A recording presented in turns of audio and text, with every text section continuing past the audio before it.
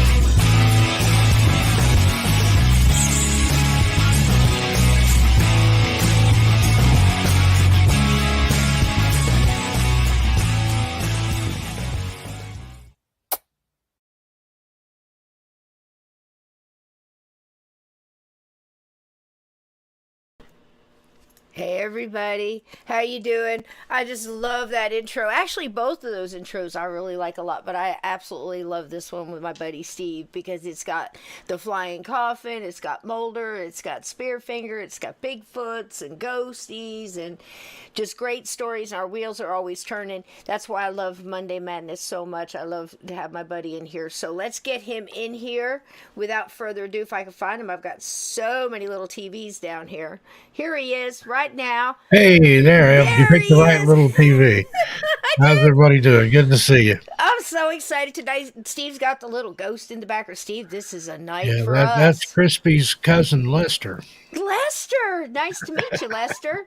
Is he his evil twin, or is he a good little ghost as well? I think he's evil. Could very well be. Yin and yang it goes. We've got so many wonderful people in here. I'm so excited. Salvador, he says he's going to dinner, so he might not be able to stay through the whole show. We got Uncommon Belief. Mairead, hello, my love. How are you, darling? You just beautiful girl, you. Sasha Bell, how you doing? Chasing the truth. Hey, Sean. Got Be dark in kind. here. Hang on. Gray, how you doing, There we go. darling? Are you kidding me? Is it your birthday? I think it was actually yesterday. Yesterday? But it was close. But Blue happy Crossroads, birthday, hello. just the same. And you see anybody in here? Glenn, how you doing? Glenn's fresh out of the Wow, bad there's sandbox. Susan Woodcarver's here. Be kind. ZZ Top. Sasha And Bell's Edna. here. Mairead the Mermaid and Edna's in the house. Chris. I see Sean G coming in there. Grey Wolf Paranormal. Donnie Blue Cho. Crossroads, Linda Lee Chavez, all kinds of lovely people here today. Donnie Cho. Donnie Cho's in Cho. the house.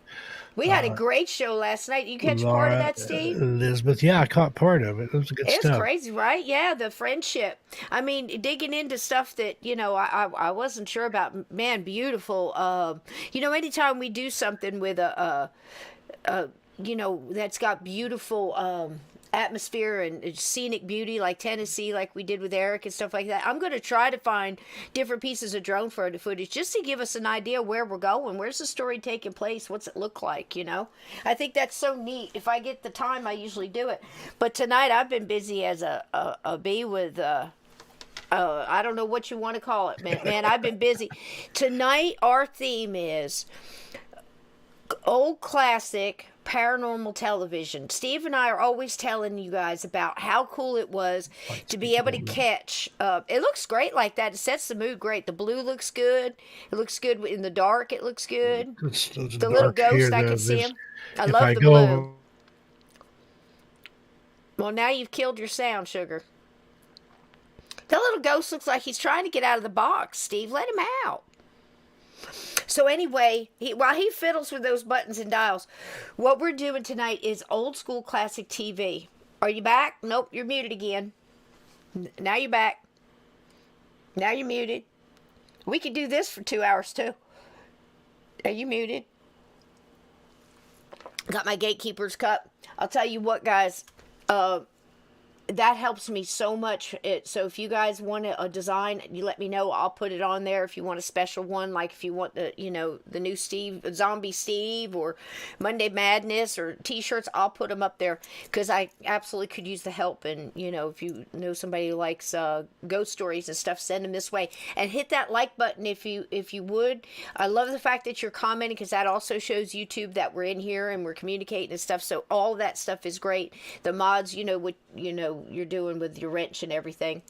I think he's popped out to come back in. So yeah, keep track of that. Again, we do, we're free speech people here, but you guys know if somebody's being rude or stalking somebody or just having an outright argument and it's ugly, ask them what they mean, ask them to calm down. If they don't, get rid of them. If they're just straight out belligerent, bacon some shut the fuck up cakes, right? So while we're waiting for Steve, we have Laura. Hey, Laura, welcome in. Unmute yourself, baby. There we go. Hi. Hi. Laura's coming in here last minute. She wanted to come in here, and I gave her a little something to do. I just love the fact that you don't know a lot of these shows we're talking about. And that's... No. You're a representative of a lot of people in the chat that may never, maybe they weren't even born when half this stuff was coming out. Hey, Aunt Celine's in here. How are you doing? Ann, how you doing, Lady Ann? Love you, baby. Yeah. How you doing, darling? Nightmare. She's so Hi, nice. I welcome love in. her. Oh gosh, yeah. She just has a new book out. We got to get her on the show. And Yes, we got to get you on we the do. show, babe. Call me up. Get your people to call my people. We're gonna get you on the show. So Steve is bopping in and out. He might have something. It looked like he was hitting his mute and trying to mess with his lights. He must have cut something off somewhere. So, but anyway, it's cool that you don't know some of these shows because you're going to be introduced to them for the first time too, just like a lot of people in the chat. Yep, she's saying, "Oh goodness, thank you." Yes, haha. How you doing, sweetie? Good to see you. Good to see you. Creepy Unsolved's in here. Be kind. Did we miss anybody, Laura? You see anybody we missed? Chris, I think I said howdy to you. Such a Bell, Nightmare, Maraid, Yep. Edna, yeah. And just for pretty the new much everybody. people. For the new people don't know what I'm talking about when I said that my mods, I have Black Ops mods here in this. I mean, they're quick with the links, they're quick with answers to questions, but nobody is quicker than when it's time to bake some... Shut the fuck up Shut cakes. the fuck up cakes. Wait, let me get that thing on because you can't see it now. Hold on 1 second. There we go. You mean the cat? Now you can The see cat's it. up. Oh, now yeah. you can see it. Shut the fuck up cakes. And they're quick with those, they'll bake you some real quick. So thank you guys so much for that. I don't get a chance to tell you that enough, guys. So thank you so much. Now I don't know where Steve is. I don't know if he's popped in and out, if he's gone, but I'll tell you what, I'm going to just keep going because what we're doing tonight is I've gone and gotten you clips from some of these fantastic shows that we're always talking about. Or we might say, there was a story once, that sparked an idea or sparked you to go and dig more or sparked you to go to, this famous haunted place that we're always talking about. Like I said, with kids, as kids, we were always looking through the books. So we got the same stories over and over again. The brown lady coming down the stairs and all the other stuff, the melty face in that abbey, but once things started coming, on television, if we were lucky enough to catch it, now you had to catch it because if it was 6 o'clock on a Friday and you weren't there, you missed it. There was no taping.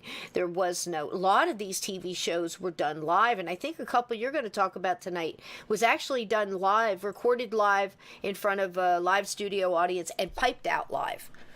So that was like the second one that you're going to talk about. And a couple of older TV shows were still doing that. I think in the very early ones, like I Love Lucy, the early ones of those were done in front of recorded in front of a live audience. And they actually, in the very beginning, had all the television cameras and everything right there and were putting it on live.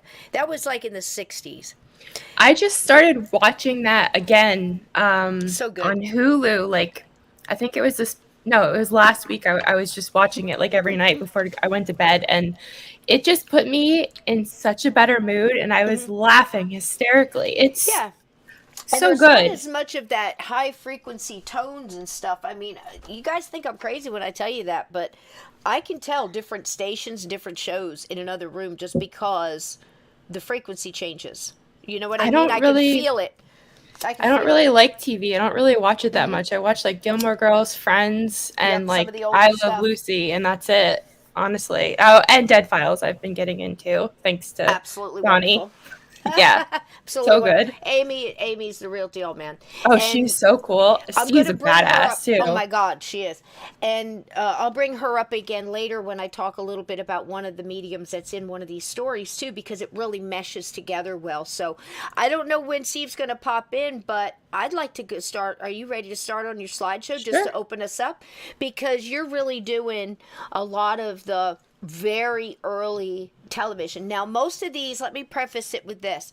Most of the ones that we chose to talk about tonight are the shows that tried to take real events, then recreate them. And you'd be surprised how many shows actually did that. One of the first ones I know of to do it, there was a couple of old radio shows. But one of them that was absolutely famous for that was CBS Mystery Theater. You can still get it now on YouTube. You can just punch in CBS Mystery Theater. If you want to listen in your car, you like hour-long little mysteries and stuff with great actors. I can tell who it is by their voice at this point. But they did many of their shows were actually based on real events, and they'll tell you, back in the 60s, this happened. This was an actual couple. The names have been changed, that kind of thing.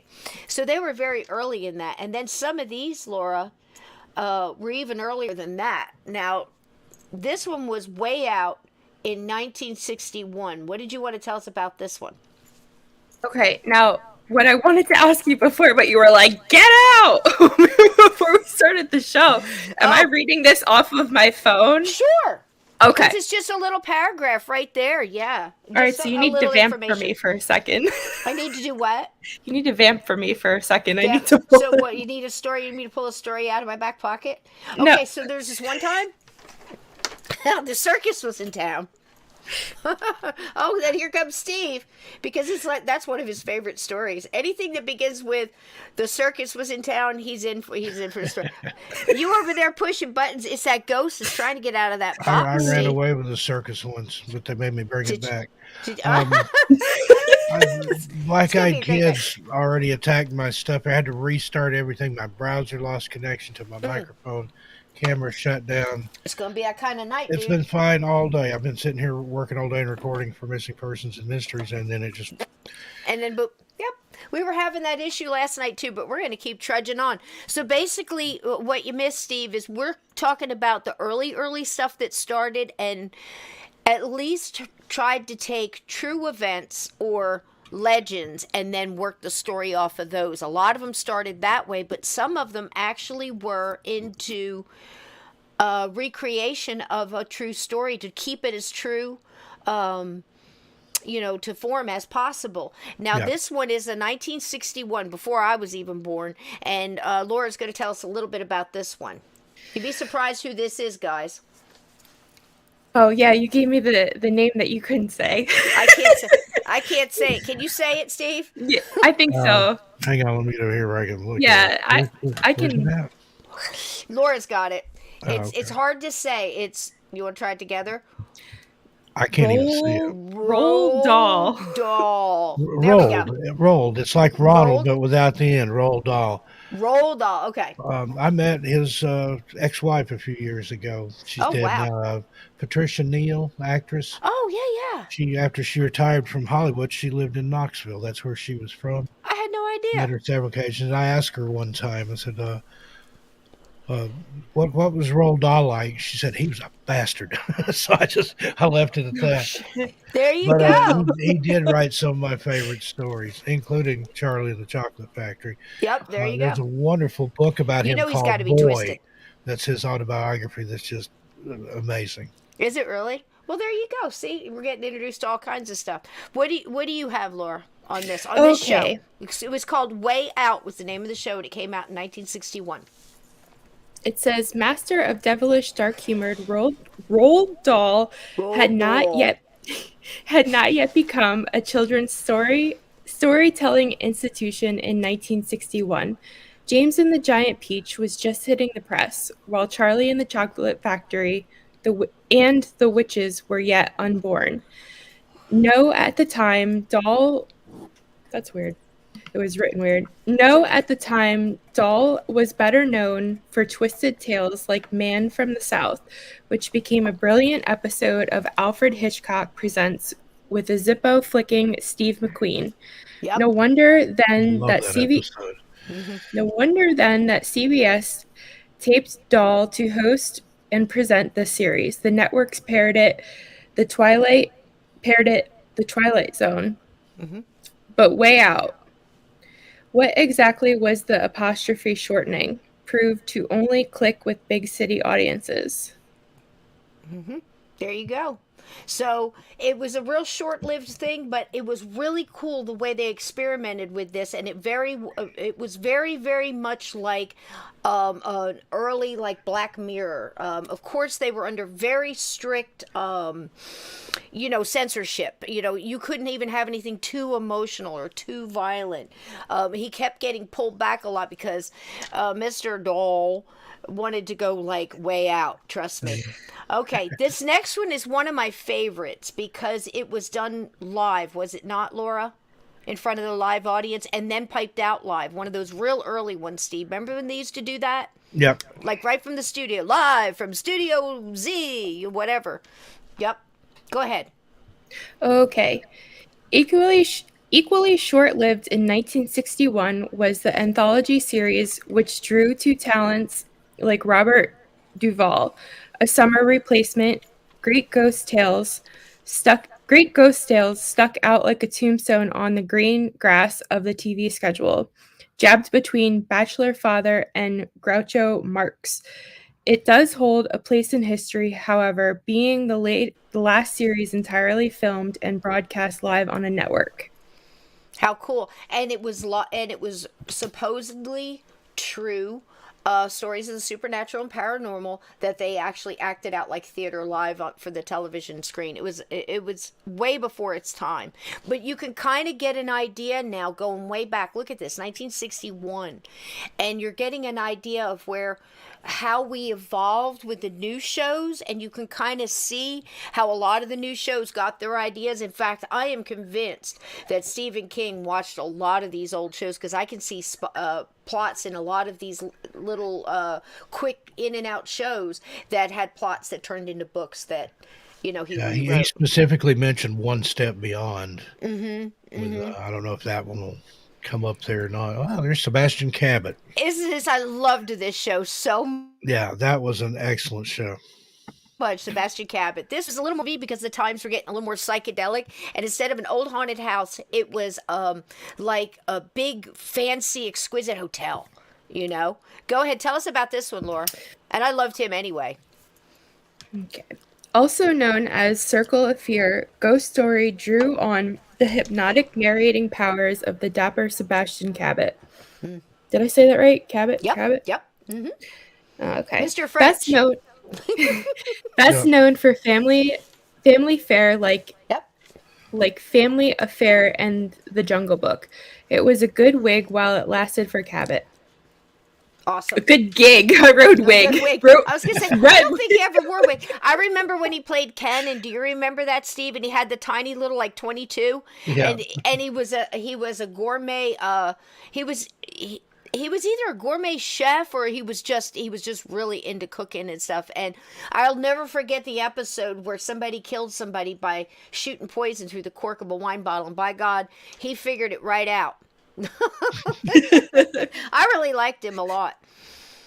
Okay, Tales of the Unexpected. Do you remember the feud between Tales of the Unexpected? It was Quinn Martin's Tale of the Unexpected, and then there was another Tale of the Unexpected. Do you remember that, Steve? They were both ran out at the same time. Any of those Quinn Martin productions were just absolutely excellent. Yep. Tell us about that one, Laura. Okay. Quinn Martin had a nose for action, having produced hard-boiled hours like The Fugitive, Cannon, and The Streets of San Francisco. He tried his hand at horror with Tales of the Unexpected, which ran for 8 episodes in 1977. William Conrad played host, while guest stars included everyone from Bill Bixby to Eve Plum, More Killer Dogs Turned Up, to Hound Farmer, Ronnie Cox of Deliverance. Elsewhere, former teen idol Ricky Nelson played a Dodger who receives a haunted hand transplant. What? I know. Didn't it end up choking him to death or something Yeah, like I that? think He so. choked himself to death. I think so. And someone in the chat said, I think it was Sasha Bell, maybe. If I got that wrong, I apologize. But somebody was saying that yes, it was that you can get the Twilight Zone has been redone into radio broadcast theater, so you can get all that stuff free on YouTube. There's the link, and if you can find that, you can absolutely find the CBS Mystery Theater. So it's just so good, and it's out there, and it's free, and it's just great to go back and listen to some of that stuff. It's just amazing. Some of the stories are just still good to this day. This one I had never heard of. Steve, how about you? No, not familiar with that. Looks like Lee Marvin, but I think it's Coburn, isn't it? or is this Isn't that James Coburn? Yeah, James Coburn. Lee Marvin, kind of the same guy. Kind of the same guy, yeah. Yeah, they were back in the day. 81, 82, I was I was in the military. I was gone. I was in Europe, so Yeah. Yep. We were out of pocket, Steve and I. Tell us about it, Laura. I was hitchhiking through England and Scotland. I was humping a rucksack, so we were both humping rucksacks.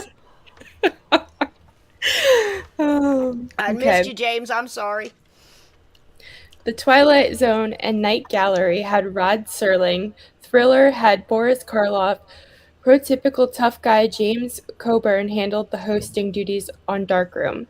His leathery voice is heard over the opening credits as a camera raced through an old house. You run, but there's no escape, nowhere to turn. You feel something beckoning you, drawing you into the terror that awaits you in the dark room. Helen Hunt starred in The Boogeyman Will Get You, while Billy Crystal, fresh off Soap, appeared alongside Brian Denny in Patty. The cast also included familiar TV faces such as Rue McClanahan. Thank you. Rue McClanahan. I got that one wrong, doll.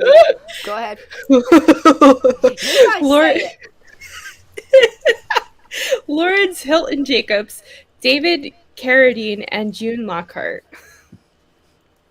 I remember all these names like it was yesterday. I'm so old, dude. Yeah, I'm here. I know who Rue McClanahan and June Lockhart. Lassie. She was they're like music to my Yeah. ears. Yeah. Tonight, special guests like on Love Boat, the Love Boat, and then you'd see all the pictures of all the special guests coming on, and they'd be on every other damn show you saw that week because they were making the rounds. You remember that stuff? Yeah, y'all remember? And they'd be like on Match Game and Yes! Hollywood Squares. Yes, like Hollywood that, too. Squares. I'll tell you what, I've seen more What's My Line stuff, looking for stuff for you guys. I watched, I heard this awful story. Listen, I gotta let this go. It doesn't have anything to do with tonight, but I was reading it last night because I did so much digging on Earl Flynn, who accidentally, you remember him, he accidentally tripped over a Nazi. Okay. Well, apparently when he died, and this is just awful, but all of this information is coming up on my phone now, and I got this personal conversation via letters with the guy who did his autopsy and another guy. Anyway, the man had some kind of warts that you don't want to talk about on his person, and they had this conversation that they were going to steal his warts and take him to the lab. I cannot make this up. And they were arguing back and forth via the office through these letters. No, you can't do that. And the last thing was the last letter the guy wrote. The other guy was, go put them back. I want no part of this, which means that he cut them off, put them in an evidence bag, and was going to take them to the university. We are talking about genital warts here, people. I kind of figured. Better than what they did to Rasputin. This is unfortunately this is how Earl Flynn. He was hoity-toity while he was in life, but let me tell you something. The dead is an equal fire, isn't it? I'm sorry. Do what? I said that's better than what they did to Rasputin and John Dillinger. Do I want to know what they did to them? Probably not. Okay. But it wasn't just the warrants. They took lock, stock, and barrel. Okay. I'm not even going to Wow. ask whether or not it was loaded. Go ahead, Laura. Read it. The Hitchhiker. Please, please, Before you're Lord God, pointing we've that got to thing. get through this, please. Oh, This, okay. who's this handsome gentleman, Laura? 1983 to 1991. I did not see this, but now since reading about this, I want to. Donnie's. I'm not looking, Donnie. I'm not looking at the chat. The Hitcher. Oh, good God. I'm Okay. not looking, Donnie. Premium cable channel HBO had been around for about a decade before it proved its ability to craft original drama. Today, it is known for prestigious television. Early programs like The Hitchhiker helped blaze the trail. Paige Fletcher, pictured, played the title character, taking over for Nicholas Campbell. The title seemed to nod to the sorry, I had a crack in my phone screen to the 1960 Twilight Zone episode, while the Hitch part certainly brought to mind the master of suspense. This underrated anthology kept the tradition of exploring humanity's dark side alive. There you go. Now, there is a confusion about the movie, which was great. That starred Rutger Hauer and that other guy. The scenes in that movie, I'm here to tell you. If you haven't seen it, if you're squeamish, don't watch it. But it is an excellent psychological horror flick, I would say. Yeah. And apparently, this was a great show. Now, this was on, did they say HBO, Showtime? One of the two, right? It was on HBO, and then later on, it was like I think syndicated on USA Network or one of those. They had Up All Night. They used to show. Very cool. I want to try to it. catch it. This is definitely what I'm putting on my I list. never saw that many of them. I've seen 2 or 3, and what I saw were good. Yeah. Is it kind of, it has kind of a flavoring like, almost like Kung Fu, walking the earth, barefoot. And then the other one with Michael Landon, he did as an angel. Remember that one? What was the name of that? Heavens. Heaven. An Angel, no. Oh. Wait, is that the guy? Oh, no. Not Heaven Can Wait with. You're not talking about Quantum Leap, Warren are you? Beatty. No, Oh, no, he's Quantum on an Leap was angel. good. That was a good flick. That was a My good mom TV used to show. watch that, and I'd always sit down with her. I liked it. Yeah. That was really good. I like the little dude that was in that. But no, this was it looked kind of like Heaven Can Wait, but it was something else. It was Michael Landon and the guy that was also on Little House on the Prairie with him. Golly. All right, so I'm looking on IMDb. I'm looking at the chat. Highway to Heaven. Thank you, Ian. Oh. Thank you so much. Thank you. Yes, exactly. And Quantum Leap, that was so good. Michael Landon and Victor French, thank you. Highway to Heaven. Thank you, Andrew. Yep, and Are You Kidding Me? Got it too. Excellent.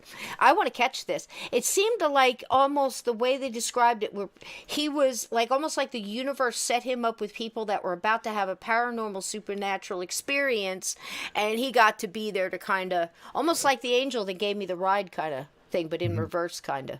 It's nothing like that. Anyway, moving on. Here we go. Okay. AC/DC. I've got the AC/DC shirt on. Everybody, can you see? Somebody in the chat said it. There it is. That's my band, man. All right, I'm sorry. Go ahead. It's okay. George A. Romero popularized the zombie. He also produced the syndicated anthology series, which balanced terror. Sorry, Laura. Excuse me. okay. We need a blue wrench in the chat. Well, All right, go ahead. They'll get him. That's all right. He's already gone. okay. Guarantee it. That's how fast. Yep. Where was I? Okay. Which balanced terror with comedy. Take the episode Distant Signals, for example, which cast Darren McGavin of Kolchak. Yeah. Kolchak. Yeah. As an nice aging stalker. television pro asked to complete his old TV show, which was canceled years ago before a fulfilling conclusion. Turns out it's an alien race demanding the final episodes. Futurama would spin a similar story years later. If we were aliens, we would do the same thing for Star Trek and Hogan's Heroes, honestly. There you go. All right. So, 2 reasons why I did this, because Steve and I absolutely adore The Night Stalker and Kolchak. But he also went on to, you showed the movie, didn't you, on 13 Past Midnight? Yeah, one of the the Cole original Shackman. film that started, that was like the pilot for that TV series. So good. And I mean, it sounded cheesy. I mean, he'd go around chasing the vampires and everything else, but he was that almost like a Columbo kind of Yeah. guy. Well, You he know, was he was based so on good real though. life paranormal investigator John Keel. Oh, was he really? I Yeah. didn't even realize that. See, you learned And something they new only on the did show, like guys. 10, 12 episodes, something like that. And the producer said, we've covered all the scary stuff there is to cover. Oh, They shoot. thought they had gone through all the, they had the Dracula, they had the Obviously, ghosts, somebody they that, yeah. had the Wolfman. They went through everything. Thought they went through all the cryptids, but there was so much more they could They have were done with just that show. scratching the surface, Steve. They were. They didn't even know it. But they didn't even know it. Look at. I mean, if he who shall not be named can go on to what 17 seasons now of everything. Every time the board creaks, it's a demon. And did you hear that? Did it say demon? You Something know. touched me. Yeah. I mean, I think they could have got a little bit more out of that show because that was a quality show. I enjoyed that. Hello, everybody coming in just now, and thank you for baking some shut the fuck up cakes I for will that say that troll. John Hi, Keel Jeanette. loved his portrayal of him, Did he? even though it was See, now loosely that's based on. cool. Yeah, I had dinner with John Keel in the late '80s, early '90s. Publisher friend of mine named Rod Bonds, who republished Mothman Prophecies. It fallen into obscurity. Nobody had ever heard of it. Illuminat Press, he published that, and that was his copy of it was the one that got the attention, that got the movie made from it. But he lived just outside Atlanta in Avondale Estates, and we talked on the phone a lot and stuff. And he called me one time, I think it's like on a Wednesday, and said, "How'd you like to meet John Keel this weekend?" And I'm like, "I'm It's out the like, oh, door." I'm out to, yeah. And yeah, we had dinner with him at a Mexican restaurant. He was very quiet, very genial man, laughed a lot and stuff. Yeah. But he was, I asked That's him so about cool. this. I said, "What'd you think about Kolchak the Night Stalker?" And he's like, "Well, I think they owed me some money off that because it was based on me. Obviously," he said, "I did like the portrayal, but they didn't credit him," which I think is a shame. It is a shame, kind of like a little Tesla story. I mean, I hate that when people get your own ideas, quit stealing other people's. Seriously. So, hello to everybody coming in. No justice, no peace, and Jeanette popped in here. We are almost done talking Justice, about Jeanette Sanchez. some of the in there. older shows that actually took. Now, out of all those shows, of course, I can't judge the ones I have not seen, but this one here I found not too long ago. Again, just about all of them are available for free on YouTube, commercial free and all, just for the looking it up. But it was One Step Beyond, and I made sure that this one was on here because it actually did every story that they did. They came out and said this is based on, this happened and this was a little town over here, and they tell the story. They had a different kind of very Twilight Zone feel, and there was a little controversy too in there with whether or not who was first and all that. But One Step Beyond was actually first, wasn't it, Steve? I'm not sure. If you want, I can read this one if you want. John Newland, our guide into the world of the unknown, in a classic TV series that aired from 1959 to 1961, based on unexplained real-life stories. We are taken beyond the five senses through dramatizations of supernatural happenings to everyday people. That's why I dug this show. This is such a good show, really. Often compared to the Twilight Zone, One Step Beyond actually premiered 9 months prior to that series. Yeah, okay. Yeah. Now here's the name Twilight Zone, October 2nd, 1959. So they there were you close. go. They were close, man. This is a name I want you guys who are sticking with us through our, I'm just going to go ahead and say it, Nazi Roundtable. Steve is going to come on. We've got Laura on. Everybody's digging on their different subjects, and we're all going to get together and bring out some names you're going to hear again. And one of them is going to be this one. Hint, hint. And it says, Alcoa Aluminum, makers of Alcoa Wrap, were the show's sponsors. In fact, the full title was Alcoa Presents One Step Beyond. And they used to do that quite a bit back in the day where, Borax Presents or Charmin, Mutual or of Omaha's Wild Wild Kingdom. Kingdom. Mutual of Omaha Yes. was an insurance company. Yep. But you guys remember Alcoa Aluminum, and if you go up there and you look, if one of the mods wants to pick up a link on YouTube to any episode of One Step Beyond, it opens up with this big thing. Some of them have a longer introduction where they actually show the factory, and basically it was aluminum foil. But they became really big for a reason. Now, figure this is the 60s. I wonder what they were doing 20 years before that. So we'll talk about that here in the future. So now... That was great, Laura. Thank you. That was a great idea, too. I'm glad we added that in because we've kind of worked our way up to when they really started getting into the shows, and we've all talked about them. That's why I'm so excited tonight that I have gone in and I actually, here in a little bit, we're going to do the whole Yanni Janssen story. I've got a surprise for Steve that it's going to be like a blast from the past. You're probably going to laugh. And, My first grade teacher. No. Miss but Hubbard. No, because your Sunday school teacher from back in the day. No. So no, I've got a little clip of some of our favorites. Now, I didn't do The Extraordinary, which I have to mention tonight because that's one I just found Australian. We have to look outside of the United States, for some of these great shows. Creepy Canada is another one, fantastic, absolutely fits in this category. And I'm sure you guys can mention more. I'm just discovering ones out of Australia and the UK, of course. So, but I wanted to mention that one because we saw that with the Telly Savalas story. So we got a taste of what that one looked like, okay, with the fantastic, oh gosh, I can't remember his name now. Telly Savalas. Telly Savalas, but the guy who did The Extraordinary. I'm going to mess it up. If anybody knows it, throw it in the chat.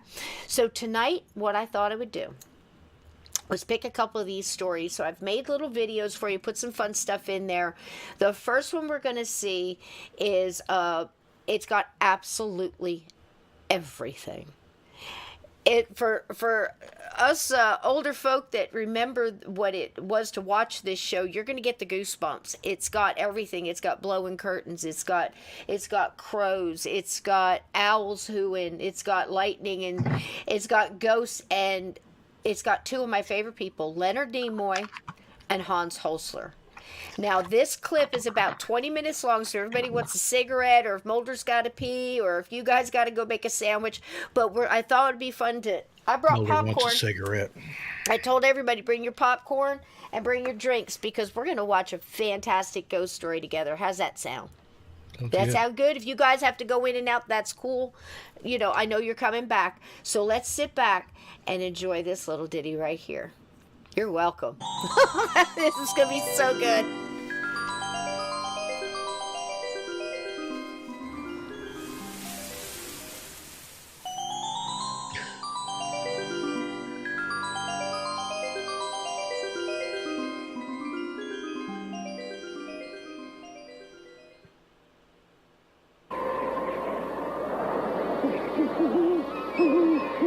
A sudden draft from a window that was supposed to have been closed. A chill at the back of the neck. Groans, creaks, and bumps in the night. Man has always been frightened by the dark, troubled by noises just beyond the reach of lights, occurrences just beyond the reach of understanding. A very dark, hooded, evil presence came from the hall. I didn't even have to see her distinctly. I just knew this is trouble, and I've got to do something about it. A ghostly apparition in the dark of night. What was it? And why did it come? An astonishing event occurred on a still summer night in a Maine fishing village. An event witnessed by the latest occupants of a house with a long history. An event which prompts tonight's search. There are stories of ghosts and of hauntings to suit every taste, from the playful to the macabre. But those who have studied ghosts claim to have discerned patterns in their behavior, what might be set down as rules of the haunt. For example, a ghost might be thought of as the spirit of someone who died in emotional turmoil. Further, it seems the spirit remains close to the place associated with the turmoil. Finally, it appears that the ghost wanders in its restless limbo until relieved of whatever its burden is. The best way to learn more about ghosts is to consult a ghost hunter. Hans Holzer understands the rules of ghostly behavior perhaps better than anyone else. It is his business to investigate hauntings. Holzer is a doctor of parapsychology and has written dozens of books on ghosts. Over the years, I've developed some pretty foolproof methods to explore the phenomena scientifically. I've used highly sensitive cameras and even more sensitive people, psychics, to get information which will lead to the discovery of a ghost. But in all my years of ghost hunting, I have never been afraid. After all, a ghost is only a fellow human being in trouble. Holzer may not be frightened by ghosts, but most of the people who call on him for help are. Perhaps this is because it is all so strange, because people instinctively fear what they do not understand. Ghosts are the surviving emotional memories of people who've died tragically and cannot leave the spot of their passing. They keep reliving their final moments over and over again, like a phonograph needle stuck in the final groove. You see, ghosts are not aware that they're dead. The fishing village of Port Clyde, I found a different kind of story. Port Clyde is a fishing village wedged in a rocky enclave of the Maine coast. Indians fished these waters long before the Europeans came. Then, for a time, the Yankee whalers held sway here. They were strong, practical men. Men steeled for long voyages in search of whale. They were replaced in time by fleets of cod fishermen, the same practical Yankee breed. Now it's lobster that lures the men of Port Clyde, but little else has changed. Making a living from the sea still demands courage and skill, and there's little time for frivolous pursuits and wild imaginings. Carl Schwab has fished Port Clyde's waters for years, a spiritual descendant of the Yankee whalers. He and his family once lived in a house that some in Port Clyde say is haunted. But had Schwab ever seen or heard anything unusual at the old house? Not unusual, not for winds here in the wintertime.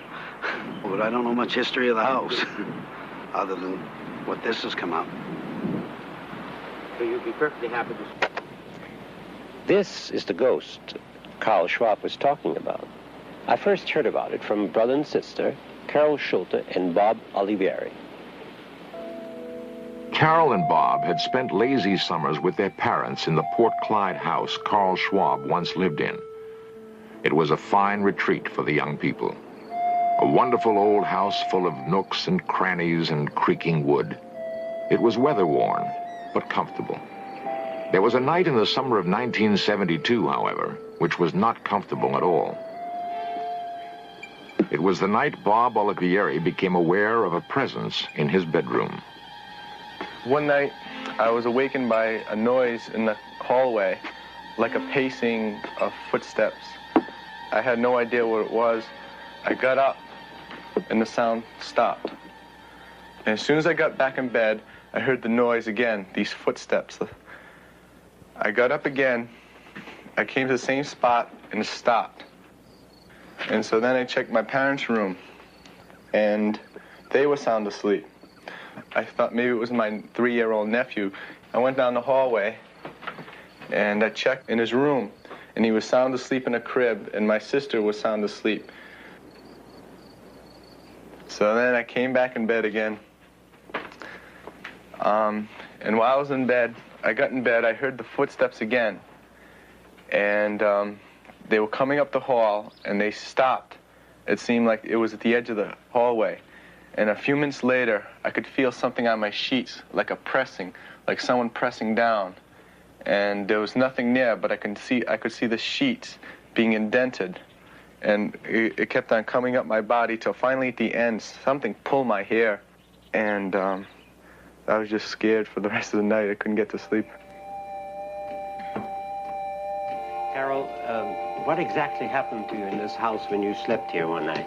Okay, first of all, I was sleeping in this bedroom in here, which is generally my mother's and father's bedroom, but I just happened to be sleeping here that night. And I was in a deep sleep. And my girlfriend was sleeping in that room with her animals. Now, one of her animals, a Siamese cat, came in and woke me up, or tried to wake me up several times, and I finally did wake up. I lay there and I thought, well, it'll go away, you know, and then it just kept rubbing against, like, my face and everything. So I was like this, and I sat up to turn this light on. I said, this is the only way I'm going to get rid of this cat, by turning the light on. And I sat up to do that, and I never got the light turned on because I sat up. I realized that there was a light there, and the cat, who was still here, was also looking at, you know, this light, which was right at this window.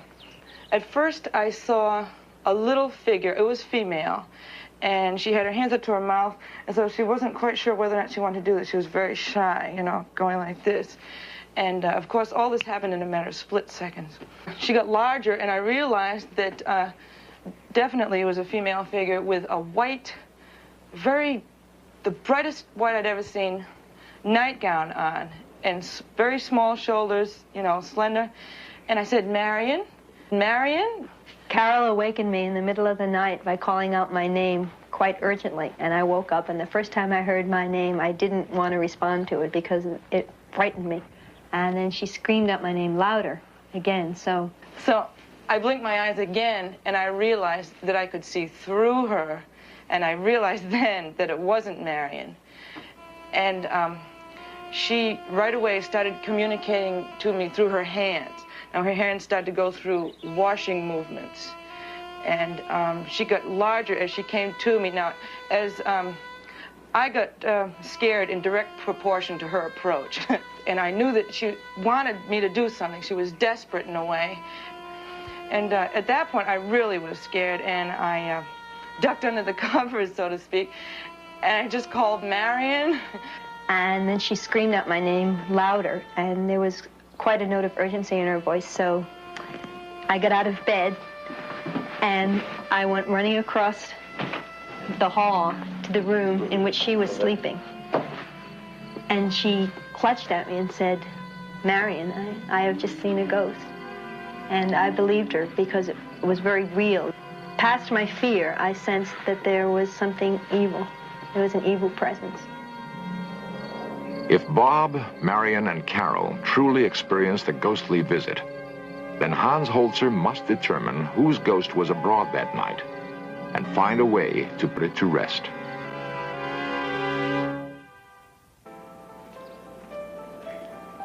Hans Holzer is convinced there is merit to the eyewitness accounts of a haunting at Port Clyde. He has enlisted the help of psychic Ingrid Beckman for the next phase of his investigation.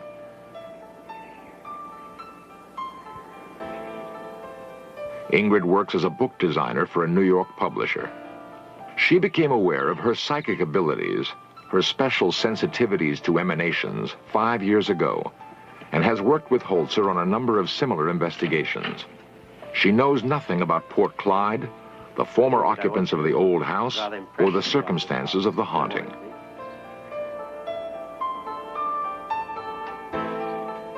Hans, immediately I feel the presence of a woman. What about this room? Well, this presence comes from another house that was on this property, so that I don't feel it in any particular room, but I do feel that I should go upstairs because I think there'll be more up there. Hans depends on Ingrid's sensitivity to impressions of the past that may remain in the structure, and to any non-visible emanations she may detect. As I go through this house, I can see in my mind's eye the house that was on the property before. And in my mind, I sense a field back in this direction. And there was land that went with this. Now we're upstairs. I want you to look at every room and give me your impressions of it. Well, the upstairs is the most active. I sense a woman who is waiting. And I have an impression now of a storm that she is very upset about, a gale of some kind. It seems to be November. I also feel that she has looked out of not this very same window, but windows in this direction of the house. And I just got an impression where she says she, meaning a schooner, was built on the Kennebec River. It seems to be a, I think it's a double-masted schooner. And it seems to be her husband who's on this. Ship registries of the 19th century confirm that a whaler named Catherine sailed from these waters. Records of her crew, however, are lost. What does she look like? I see a tall woman who's rather thin and frail with dark hair, and it appears to be a white gown. Could be a nightgown I see her in. Looks like a nightgown to me, with a little embroidery on the front, hand done. Let us see if she cares to make contact with us. We'll go back into that first room then.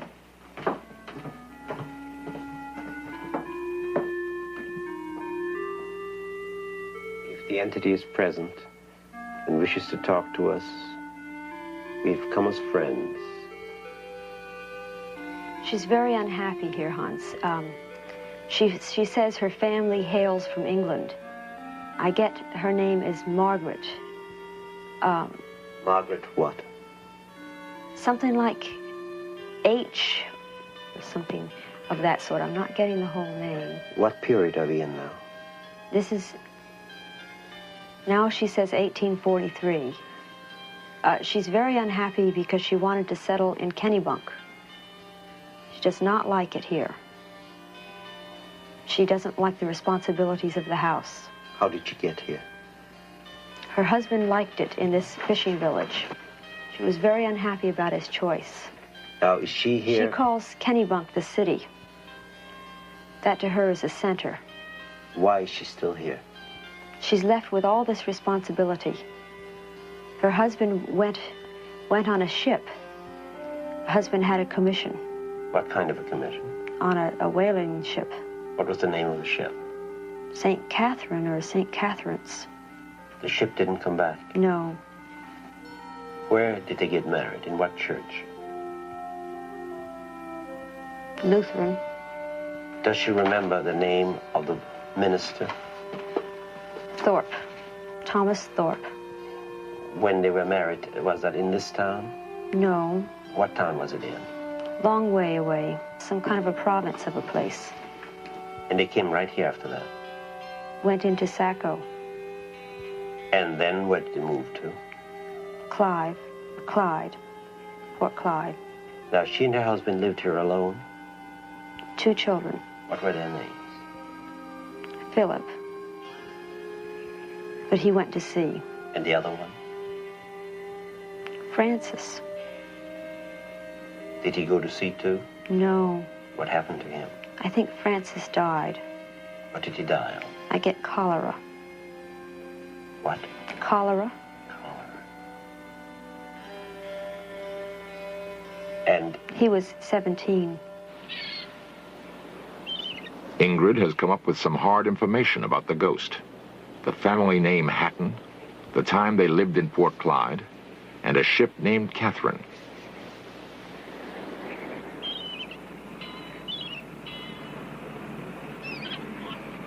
Holzer would eventually seek out the town historian, Colonel Albert Smaley, for corroboration.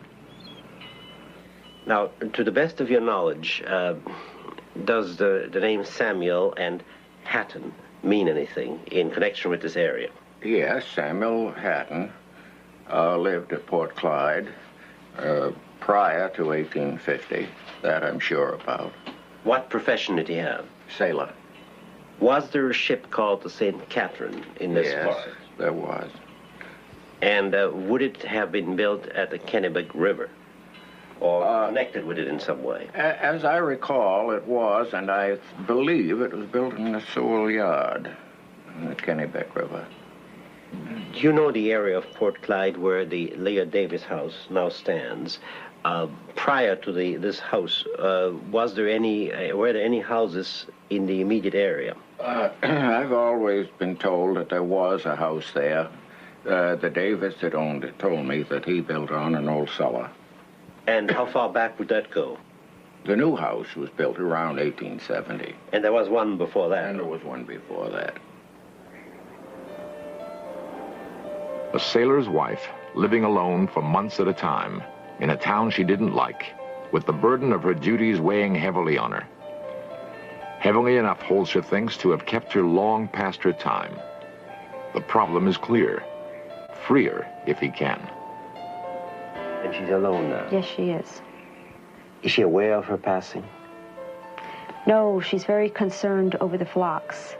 She says it's now come April, and it's time for shearing. Is she aware of the people in the house now? She wants to communicate. What does she want them to do for her? She wants for them to help her with the farm. She says it's too much, and the soil is all rocky, and she can't get labor from the town. She's having a terrible time. Can you see her? Yes, I do see her. Can she see you? Yes. Tell her that this is 1976 and that much time has passed. Does she understand this?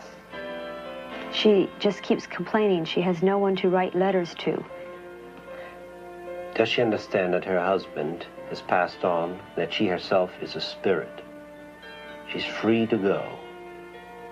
Does she said to Kennybunk? Any place she wishes, to the city, or better to join her husband on the other side of life. She said, oh, what I would do for a townhouse. Ask her to call out to her husband to take her away. He's waiting for her. She's wanting to turn on the lights. She's talking about the oil lamps. She wants them all lit. Tell her the people here will take good care of the house, of the lamps, and of the land. And she's saying no tallow for the kitchen. Not to worry. And the root cellar is empty. Does she see him? Yes. Are they going off together?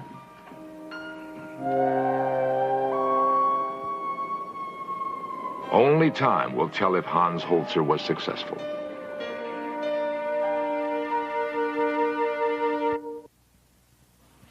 We've learned some things from Hans Holzer's ghost hunt at Port Clyde.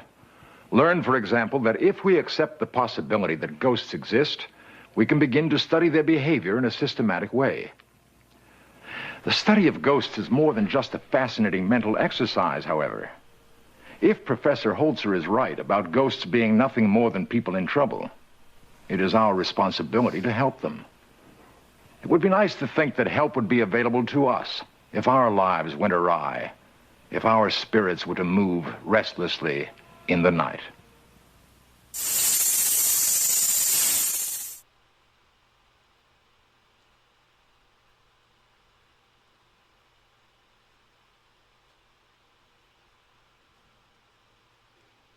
Well, there you have it. I like the cat at the end. Yeah, thank you. Like, I figured if I was going to make it look like a studio, I had to have, like, that's a bad hat, Harry, or what, how they always have little endings or little lights out. So that cat, boop, lights out. There you go, guys. That's how much I love you guys. I go through all this to, to get something like that. But did that not have everything? That's what the shows were like. I mean, beginning to end. They're going to tell you a story. And I think we could see many things from that, because you can almost tell by watching that why they started adding in actors to reenact. Mm-hmm. Yeah. Where I find it's enduring to hear it from the person who experienced, and there's some shows that do both. You'll see the person talking and then you'll see the reenactment. They'll cut to the reenactment. Some's just straight reenactment. But this is the way it was back then. They would have the people who experienced it right there. And you could tell that they weren't actors, And Aunt Edna, so many people brought up great points. Aunt Edna said that it didn't seem like the medium pulled out evil, but the ladies were saying something about they felt evil. But again, it's perception, whereas the medium Yeah. might have been able to filter it with a knowing, through all her filters. The people experiencing are just scared and they're feeling fear. So that could be it. But the whole purpose of that was to show you just how cool it was, where they came in. Hey, Ann, how you doing? Where they came in and they explained it. They did a little history. What did you think of how that's just a little piece of Hans Holzer and his investigation? What did you think about that? Had you ever seen him No, that was my before? first. Yeah, yeah, it's a trip, isn't it? What Yeah. did you take? What was your takeaway from it? It definitely seemed like he knew what he was doing, experienced. And I was going to ask you, maybe I even missed it. Is he any kind of like psychic or medium? Or, I mean, I know he had a medium with him, but He had abilities. He yeah, did a lot of books. I think I think it was Chris that put down here. I think it was like 170 books. He was very yeah, into the mind, hypnosis, all kinds of things like that. But a lot of the books were basically just. It was between him and Harry Price, as far as like who's the first ghost hunter that really started getting, then Peter Underwood. So they were all out there, kind of doing a little bit of everything, because even they saw it then. It was all connected. And Hans Holzler and Peter Underwood was where you started getting the parapsychology started coming up, and then it started really rolling late 60s, early 70s. Parapsychology was everybody was a parapsychologist. Now everybody's a ghost hunter or a paranormal investigator, when really it's all the same thing. yeah, Whereas parapsychology has a little bit more of that psychoanalysis to it. And we are going to bring somebody in here. Back then, in my day, 70s, you heard a lot about Lloyd Auerbach, and you heard a lot of Barry Taft. Barry Taft and Lloyd Auerbach were involved in cases like The Entity, the first original Entity. That was an actual case. And all the cases that were back then, Amityville, they had dipped a toe in Amityville. They had what is that, Sally House, the scratches and all that stuff. They had a little bit of that going on, because that's when the shows were getting big and people would pop around. So you'd see like some of the same mediums, on Unsolved Mysteries or on Sightings or something like that. But the last one we just saw was early 60s, late 60s, early 70s, In Search of, and it was Leonard Nimoy was really branching out. Star Trek, it was so big, and he was very interested in this kind of thing. And In Search of came out around the same time as Chariots of the Gods. Help me out, there was another one, chat, because Chariots of the Gods came out, and then there was another one too. I can't remember what it was, but it was the kind of the flavor of the day, where now there's so much. This was kind of unique and standalone. You know what I mean? But yeah. Hans was the shit. There's no two ways about it. I mean, he was the whole reason I started understanding. If you see how he was talking, and I wonder if you guys notice how the medium was expressing, how the ghost was reacting to the questions. Yeah. What was important to the ghost? She seemed to be, she wasn't focused on, I miss my husband so much. It was the burden of the house. I'm out of my element. I wish I was back in the city. I don't know what to do. This is empty. The cupboard's empty. You have to feed the chicken. I mean, just all the stuff she was mentioning was before she even walked away toward her husband into the light. And it was just, it's just a very well done story from beginning to end, and really gives you guys a flavor of what it was like back then. And you can see, I think, where they got a lot of the ideas of how things are structured today in the shows that we have now, Yes, someone in the chat had said it's a lot like Dead Files, and I can definitely agree with that. That's why I'm not, besides the fact I don't watch much TV, but I'm not big on the paranormal shows, because I want to hear the podcasts. I want to hear the real story from the person, where you don't need to see them. You don't need any of the visual effects. You just listen to the story, and you can tell in their voice whether they're full of shit or not. Right. Oh, And I agree. That's what I like about podcasts, because when you watch TV, it's like, it's so dramatized, and you don't know if like part of the story's true, none of it's true, any of that. I don't like that. But this show, like, I could see, like, I'd be able to watch that. And Aunt Edna said she's torn about the Sally House. I am too. Yeah, I'm on I a asked fence her. with a lot of these. Yeah. So what is? I feel like I've heard that story, but I Oh, you don't have. We'll know. do it. I'll tell you what. You Okay. can't do it justice. Just pop it because there's a lot of elements involved here. There's supposedly a little girl ghost, but probably a demon. Somebody's pissed. The scratches of 3 scratches Mm-hmm. right in front of people. The investigation. So what I'll do is there's a great unsolved mysteries and a real old sightings, I believe, on that. They're going to do better than us. Let's do a show on that, and On the Sally House? yeah, and we'll talk about it. You can pull some stuff. I'll pull some stuff. Chat, Okay. look up on it. Tell me what you think, and we'll do that. That really deserves its own show because there's a lot of elements there. The wife is kind of like what I'm like. I have questions about her. I think the poor guy. But why would you stick around for crap like that? Keep saying I hate this so much, and I'm so reluctant. But I mean, I don't know. Like I said, we'll have to bring it up because it goes deep. Do you know where Steve went? Is he just having problems? No idea. I know He just before the dipped. first time he disappeared, and Celine in the chat said that he had to restart his computer, so maybe he Bless had to his heart, restart probably. again. So we'll just go ahead. I mean, he knows the Johnny Johnson story very well. So this one is near and dear to our heart. Oh, I also wanted to mention, very important, if anybody remembers what I put in the chat, chenille bedspread. If you read my book, Oh, it's a big part of that chenille bedspread. It's huge because I fell asleep. And when you fell asleep on a chenille bedspread, you'd have the pock marks. Yep. And a lot of you guys didn't know what it was. There was multiple chenille bedspreads in that little. in that my little grandmother had always had those. thing. Yep, I know. They're- that's right. Yep. Look, Gray's got it right. I don't have any faith in the honesty of the investigations on TV. That's true.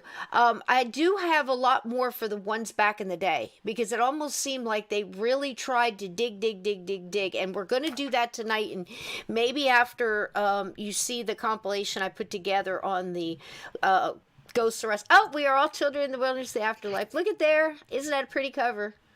Thank you, sweetie. But yeah, the chenille bedspread's in there, and it's hard to describe something like that if you've never seen one. You know what I mean? So it yeah, was I really guess it cool. would be. That's what I meant, man. That story had everything. It had Leonard Nimoy, Hans Holzer, mediums, crossing his spirit over, communication with the spirit, actual people living in the house having the issues. I think Steve just popped back in. Let's get Steve in here. There he is. Hey, buddy. Hey there, can you hear me now? Yep, he's going in and out of portals. So, what did you think of that one? Had a little bit of everything, didn't it? No, It that's had. great. And I love In Search of. I was holding this up earlier. Oh, Got the God, I complete love it. series, Look at that. 144 episodes. It's on Look like at that. And you can see, 12 I DVDs. think there's not as many, but I think there's like 50 or so on YouTube for free. So just put in search of, and then somebody's got a playlist. Look at that. How cool. So that was the way it was done. Right, Steve? I mean, it had from the blowing curtains and the sound to get you in the mood, and the whole thing, the cinematography, and I was saying that probably shows like perfect. that. Yeah, It was absolutely perfect. and I like the real people instead of the actors. And Don't there you? was another one that was later syndicated. Had Patrick McNee. It was just called Ghost Stories. Did you ever see that one? Yes, I did. That one was really good. Love those. That's I've got another good that one. one on DVD too. There's only like maybe 20 or 30 episodes or something, but it's really good. All right. Well, you guys ready for another one? Now, the next one, this one's about 12 minutes, and those are the two longest ones. And I couldn't cut those up because, gosh, that story, if you never got to see that, if you didn't dig around, you didn't know what to look for, you would have never seen that. And it was absolutely an amazing story, and they never had problems in that house again. They never saw her again. If you read it, followed up in one of Hans's books, I can't remember which one, but he had the habit of going back and checking with people, any new activity, how's everything going, via letters. He was very big on handwriting letters, and kept up with his clients. And we're assuming that she crossed over to her husband, and that's great. Maybe she went back to Kitty Bunks. So there you go. The next one is another great show. everybody is going to recognize it right out the gate. And it's so funny because a friend of the show, Tony and Jenny, who do Real Ghost Stories online, back when they were first getting started, he would ask me questions and I would call in, and we got to know it, listeners back and forth. Everybody got to know everybody. And these stories of haunted bunk beds kept coming through. And people that it all started when they bought the bunk bed. And most of them were these wooden bunk beds back in the 70s. Blah, blah, blah. And I'll tell you the rest of the story after. But it was one that he always mentioned, and kind of an iconic story here. But if you never got the chance to see it, here it is tonight. The famous bunk bed story. Enjoy. About 12 minutes, guys.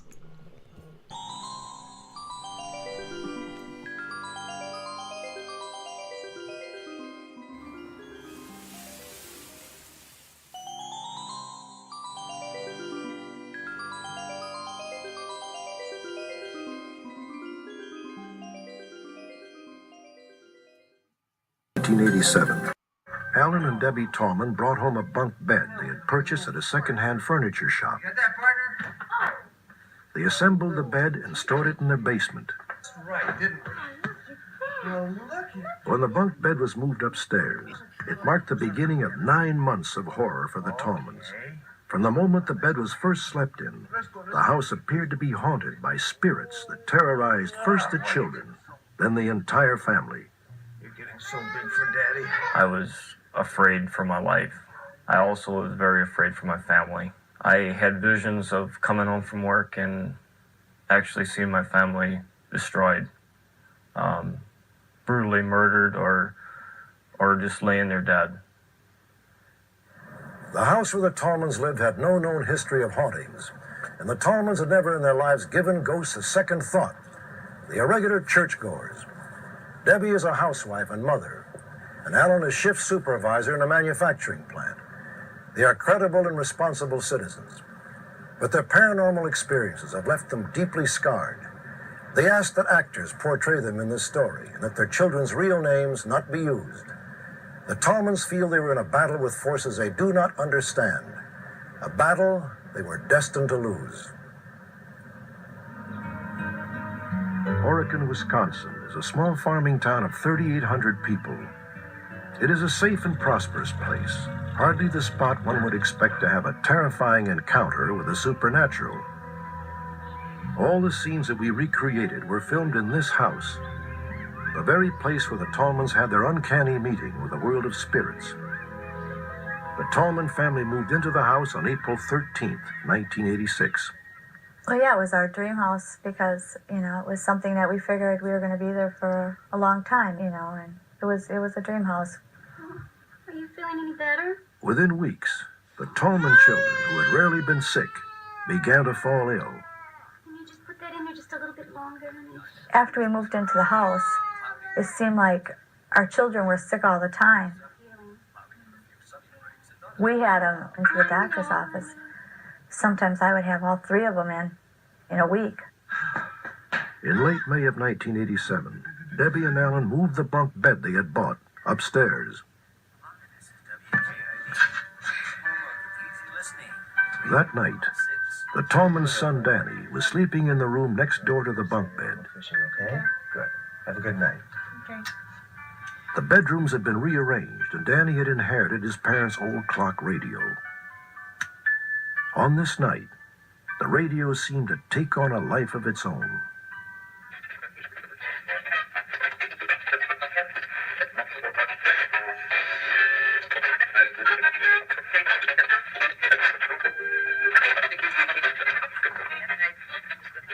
My son, he came running out in the living room, and he says, "But Mom and Dad," he says, "I seen it, the dial moved." He said the indicator went from one side to the radio to the other. And we kind of looked at each other and says, well, if you're going to have a fit with the radio and cause this kind of ruckus, we'll just take the radio out, because that stuff just does not happen. A few weeks later, Alan Tallman himself had an experience he could not explain. He was busy painting the walls in his basement, but decided to take a break. My wife called me up for dinner, so I just laid the brush, and I was going to return after I ate my lunch. And after dinner time was over, I went downstairs, down cellar.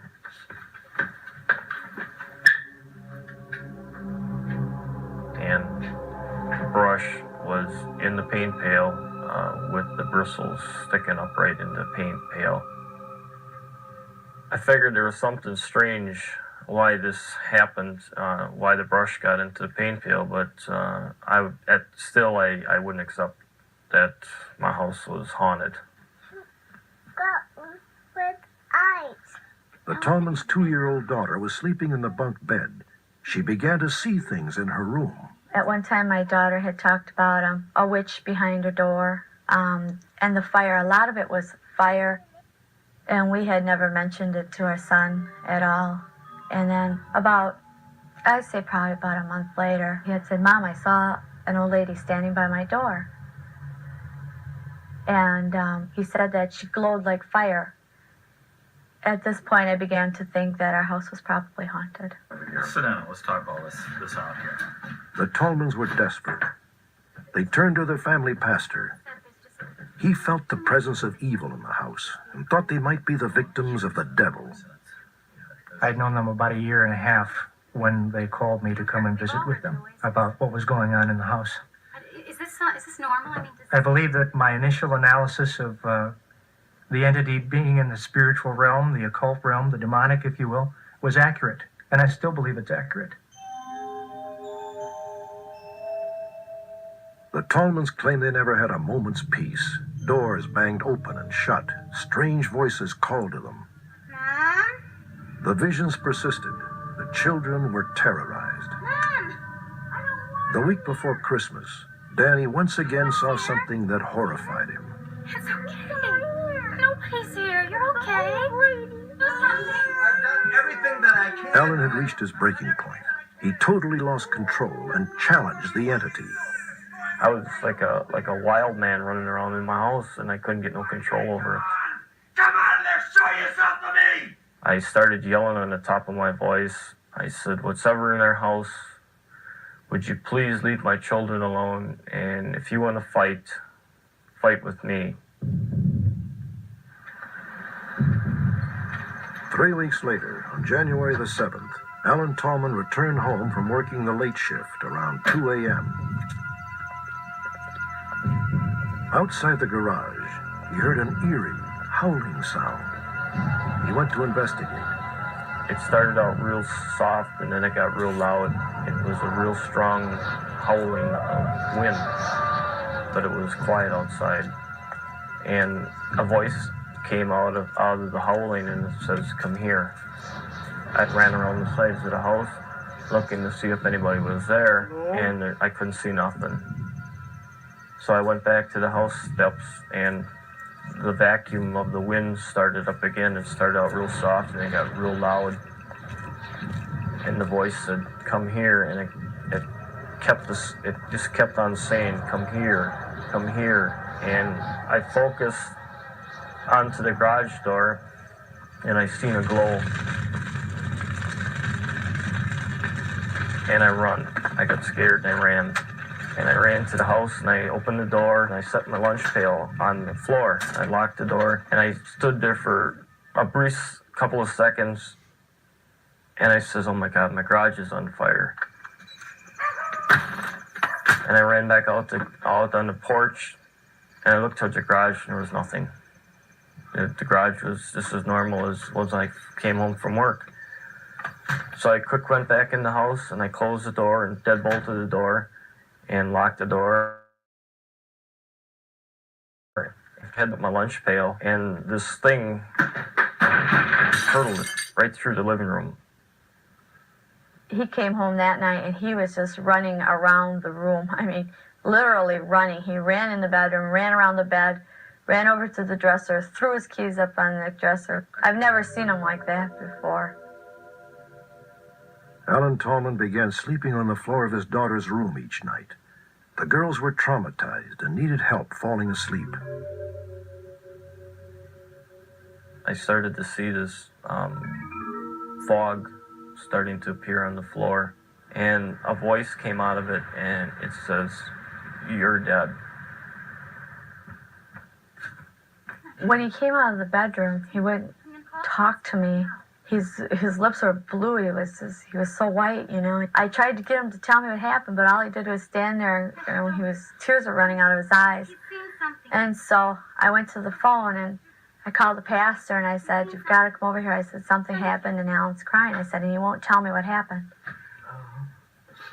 When I arrived, Alan was very frightened. He was shaking. He was visibly shaken at what he had seen.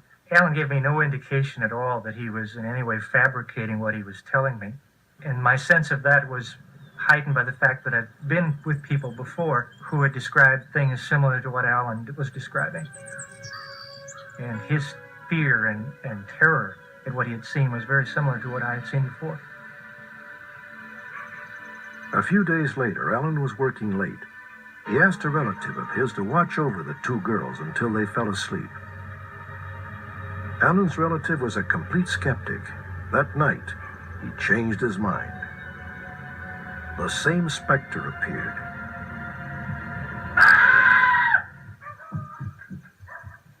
What is it? The relative came out of the bedroom, and I said, "What happened?" And he was scared. I said, "Where's the baby?" He goes, "Back in the bedroom." I said, "Get her." I said, "We are leaving this house." I said, "I am never coming back to this house." I said, "I don't care." I said, "I have had it. I can't handle this no more." That night, Debbie fled from the house she had thought would be her dream home. Hurry up!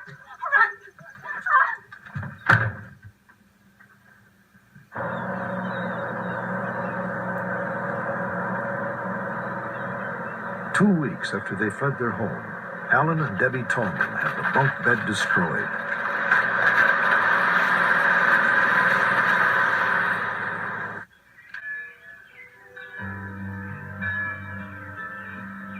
After we left the house, everybody asked us, "Can this follow you?" I never thought it could happen the first time. So I don't know if this is the end of the story.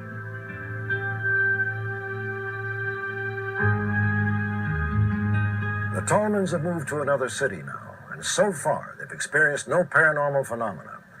A new family moved into the Tolmans' house last April, and they've had no problems. Perhaps in the world of spirits, as well as in the world of human beings, it is possible simply to be in the wrong place at the wrong time.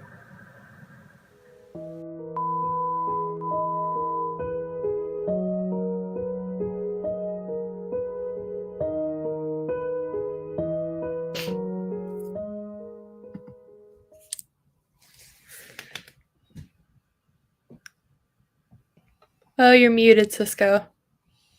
I said I love the kitty too. How about Yeah. that one? Good stuff. How about there. that one? Fantastic, right? And I love that show. From beginning to end, all the way through, real people, real stories. And thanks, Aunt Edna. It's a little extra something, but man, it makes me smile, right? So now the rest of the story, I was calling in. Remember I said we're Ghost Stories Online, which is a great show. And if you like ghost stories, it's great. Tony and Jenny's fantastic. You know, people call in and sometimes he reads them. It's fantastic. So anyway, they did a lot of digging, and I kept my ear out. And eventually we found out that there were some people who were Satanists, and they're part of what they did for their coven, or whatever you want to call it, was to put symbols on these bunk beds and carve in and do curses on them and put spells, and they admitted it. They were bragging about it, and then eventually, but what are they going to do? What are you charging them with?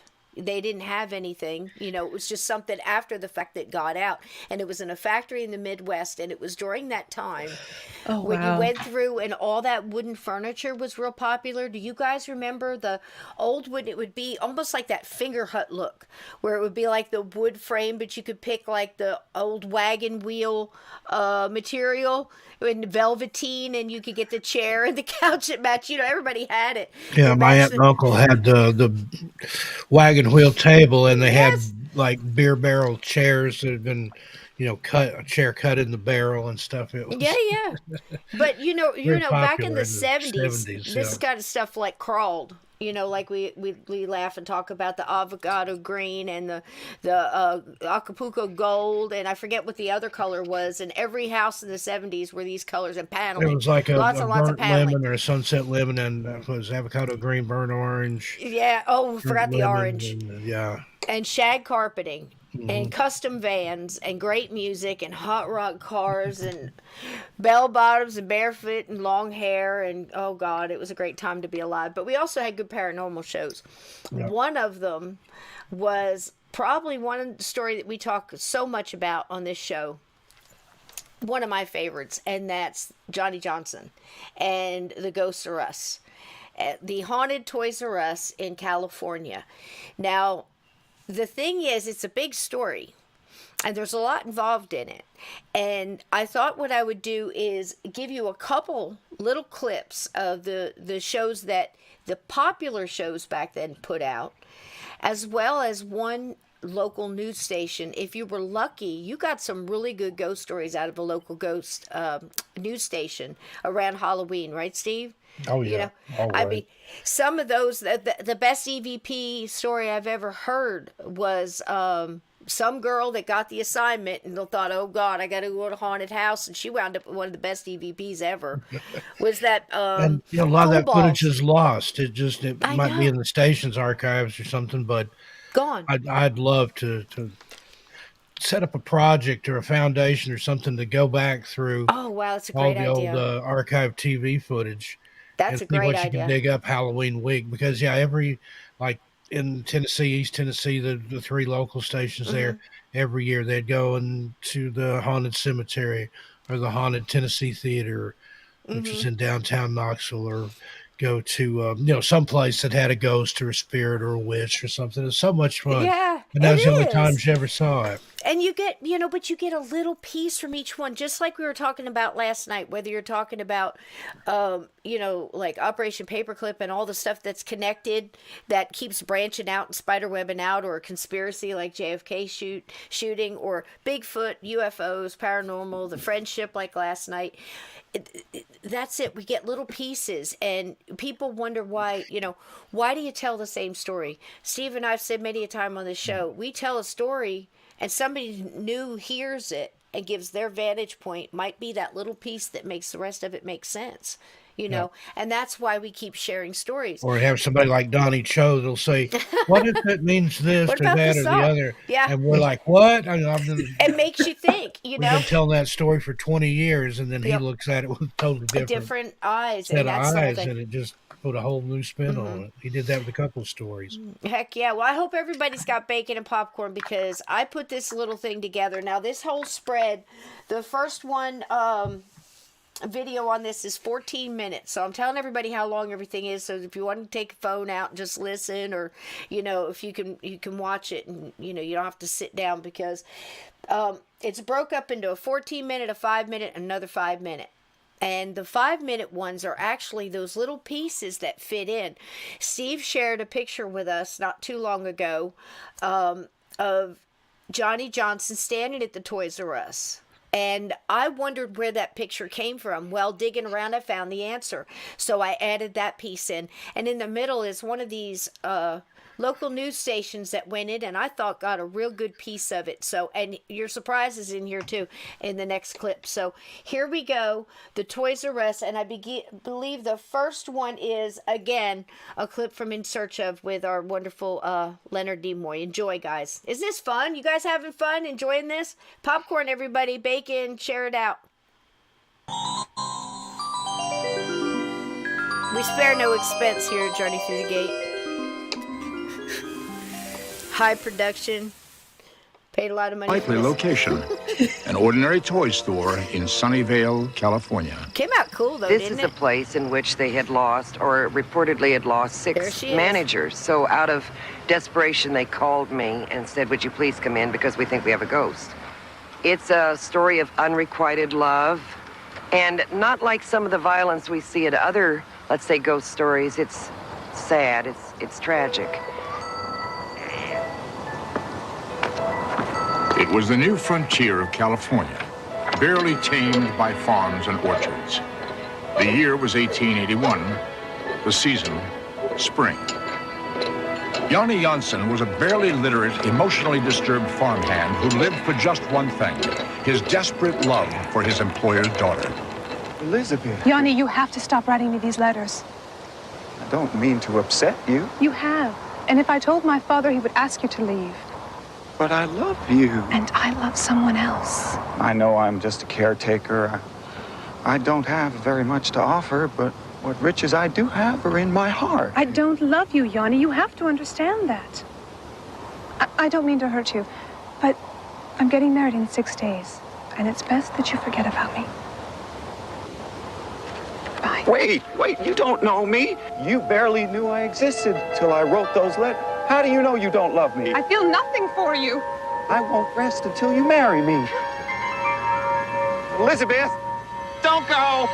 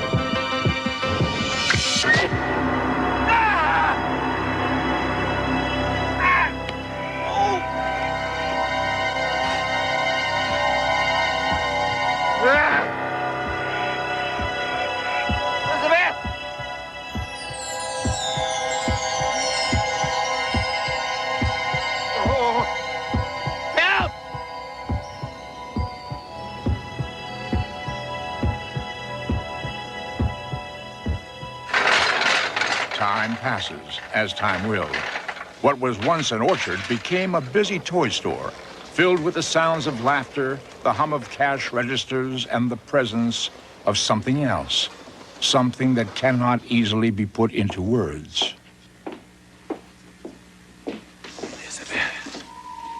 Hello? Is anybody there?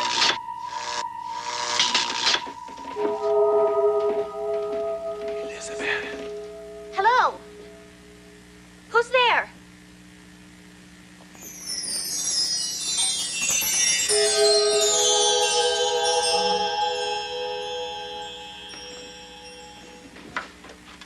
Cool.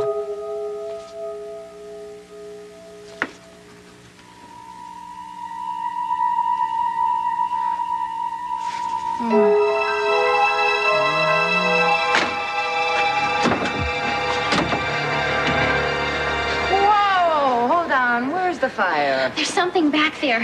Where? In the storeroom. It touched me, and it said something.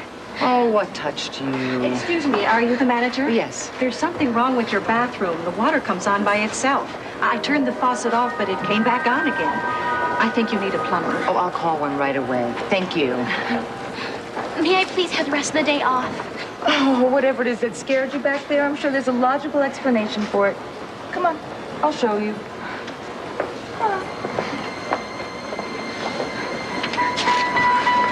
Oh, it's only the storeroom. Nothing to be afraid of.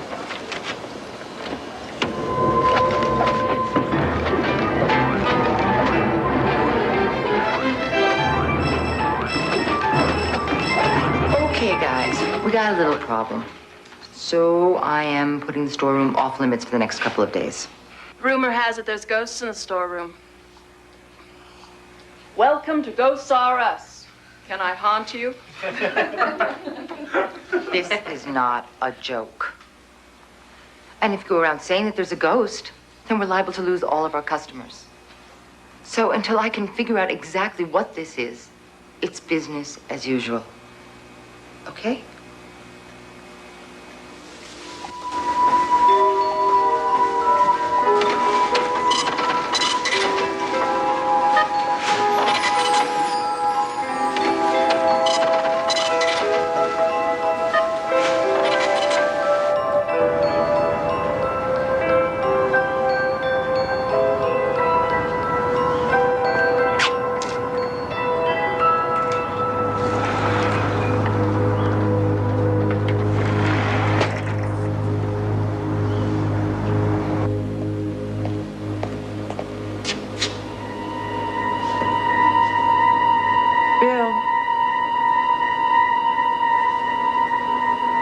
you stack them like that? No.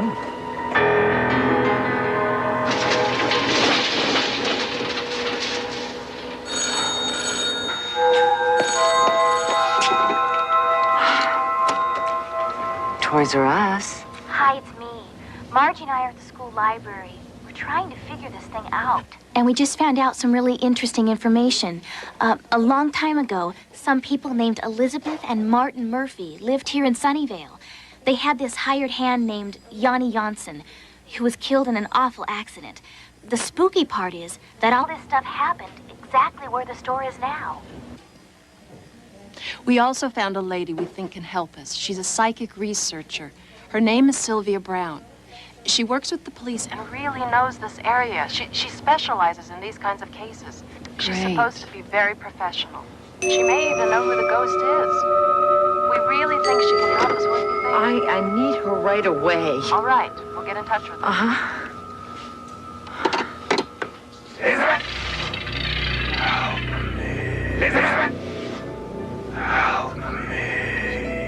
Elizabeth! Help me! Help me! From what Exactly as a haunting. It's spirits that don't know they're dead, or they resist going towards the light. Sometimes it's just unfinished business, or they just don't want to go. You see, in this case, Yanni Janssen is in a time warp, and he really believes that he's still part of this Martin Murphy ranch. So how long will he be doing this for? Months, years, maybe. Well, how do I get rid of him? With a silver bullet. Well, really, we have to convince him that he's dead. That night, Sylvia Brown tried to summon the spirit of Yanni Janssen. Yanni, are you with us?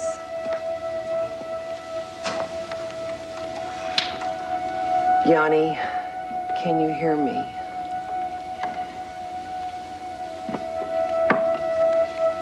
I can feel his presence now. It's getting stronger.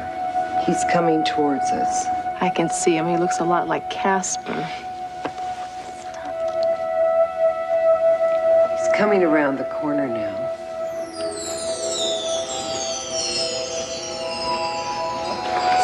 Hello, Yanni. Come closer so we can see you.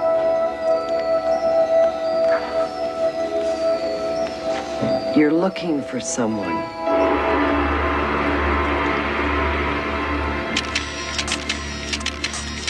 Her name is Beth.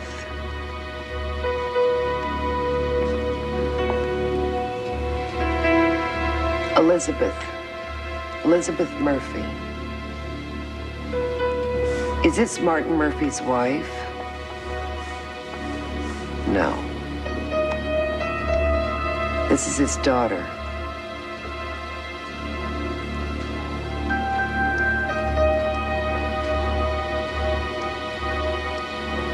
I'm sorry. No, she's not here. I know you loved her. She's very beautiful. Yes, I know how you can find her. She's on the other side. She's going towards the light. You have to go towards the light, Yanni. You have to go towards the light to find Beth. Yanni, go towards the light.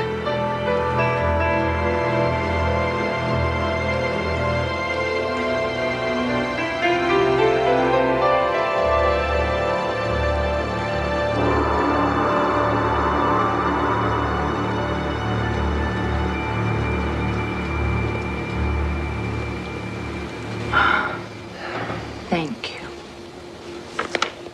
Hopefully he's gone. Good job. Good night. Good night, good job. Hey, drive safe now, okay?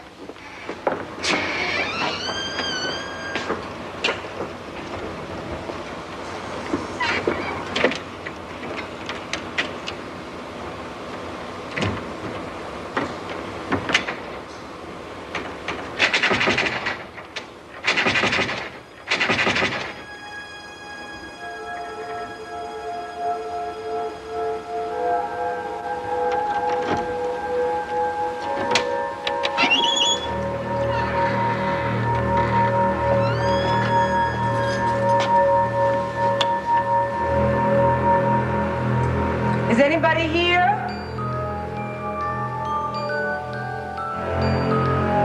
Hello?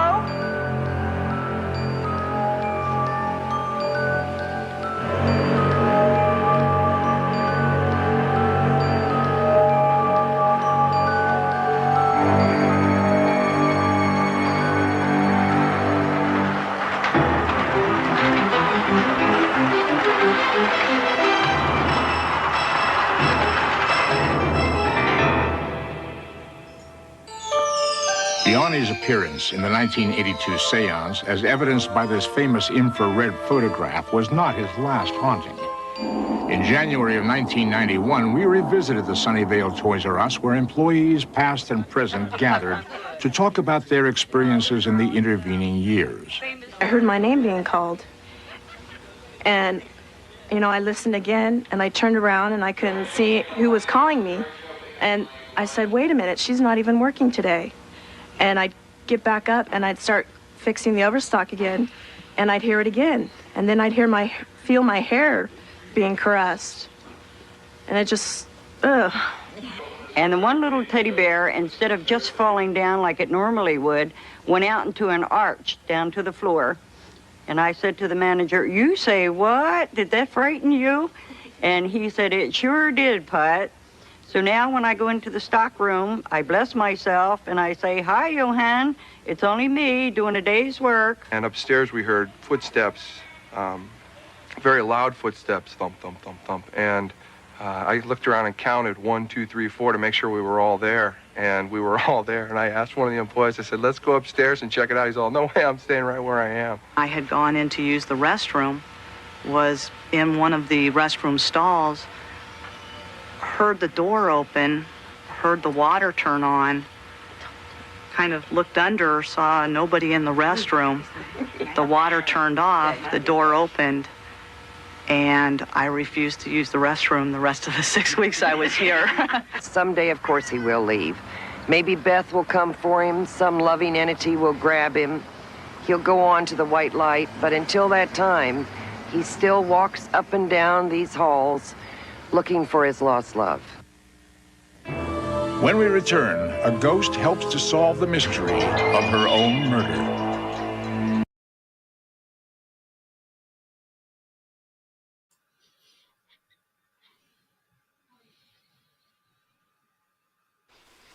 Absolutely fantastic, am I Good right? stuff. Love it. It just I mean, doesn't oh get my any God. better. It doesn't. I mean, now listen, Sylvia Brown, controversial, you can think what you want, but I kind of watched her throughout her thing, and I want you to consider something open-minded for all the mediums and psychics that I know, especially one that tries to do good. There's always a force working against them. And people are often remembered for that one they got wrong instead of the 150 they got right. And people have often there's a sect out there that tries to discount mediums and psychics because they don't want you to have any kind of spiritual help. You know what I'm saying? Whether you call it spiritual warfare or just, the devil's going to get you or whatever you want to call it, there's definitely that pull. And oftentimes, people get caught up in money and fame and producers and things like that. I know a lot of mediums and psychics that have gotten the raw end of the deal that were absolutely doing the right thing. Like her biggest scandal was a little boy that was kidnapped, and she said that he had been taken by I think he's like a Hispanic man with dreadlocks, and he was deceased now. And then they found the kid alive, and that really hurt her credibility. But there's also a lot working against you too. You and I, Steve, know so many talented. On both sides. I mean, we wrestle not against flesh and blood, but then sometimes we wrestle against flesh and blood too. Right. I remember you have people like James Randi. I don't know if he's still around. Or not, man, that sounds familiar. He would go out of his way to try and disprove anything paranormal or supernatural. It was awesome kind of trickery or pish posh or whatever, but.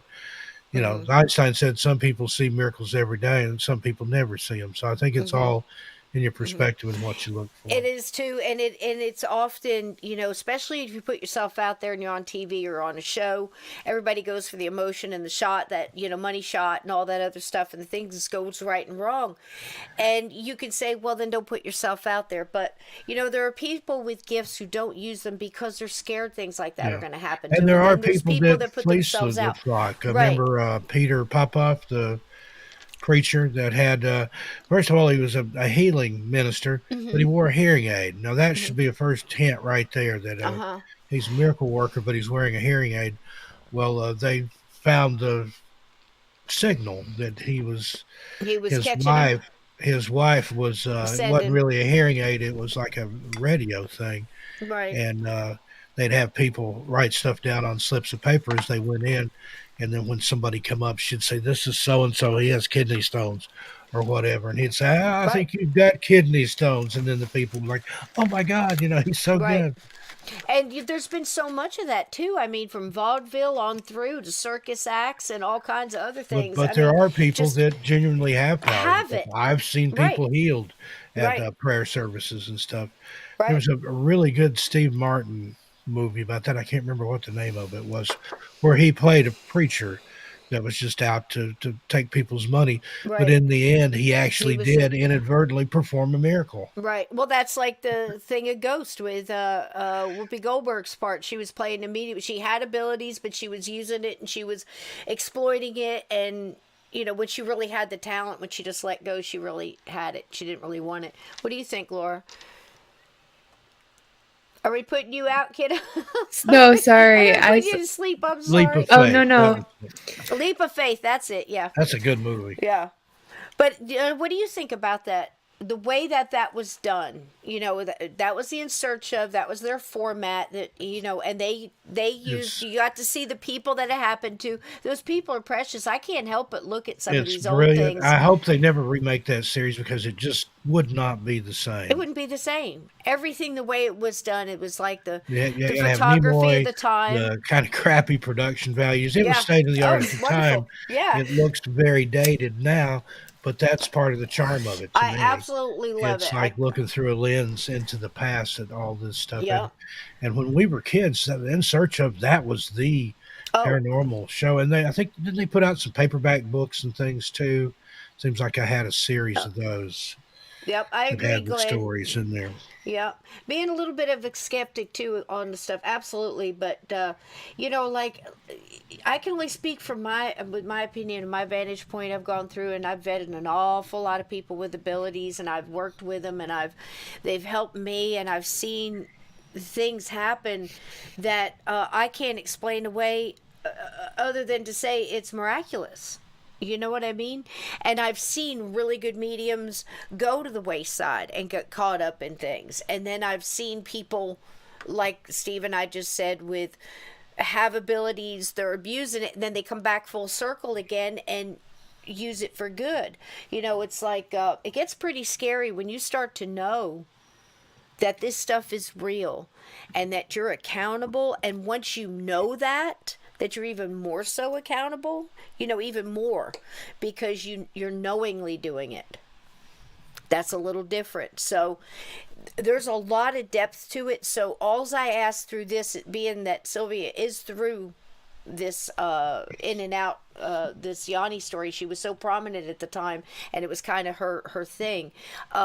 Just kind of take it for open-mindedly and think, this absolutely happened. There's so many witnesses, so much stuff going on.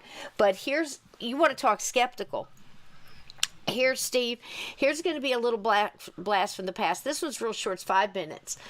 But you hear me talk all the time. I said it in the beginning of the show, Lloyd Auerbach. And what was the other one? I said it earlier. Barry Taft, who's still out there. Yeah.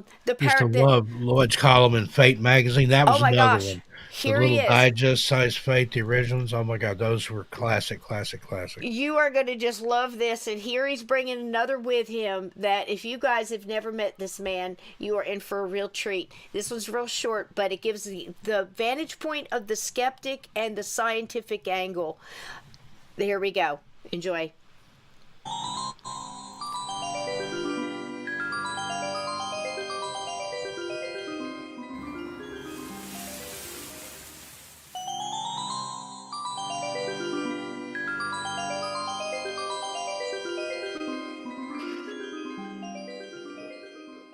100 years after he died.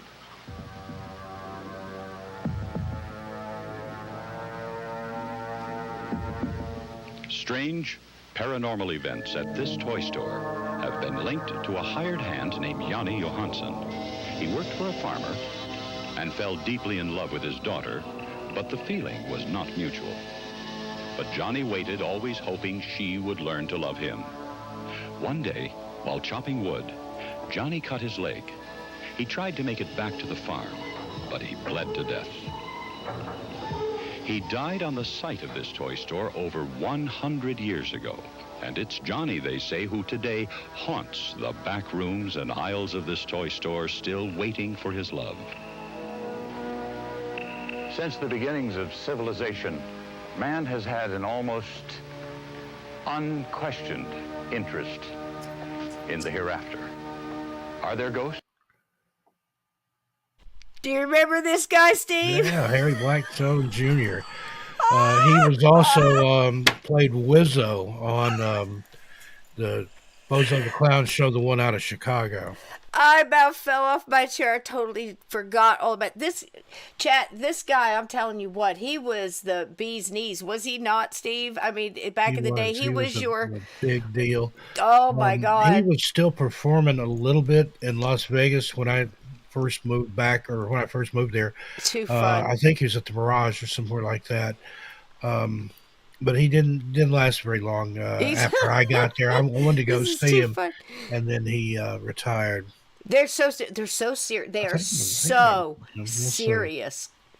Oh my God. I'm going to have to stop this one or two times because I have got to crack a joke. I've earned it. I spent all the time cutting all this stuff, and I'm going through this going, I can't believe they said this was a straight face.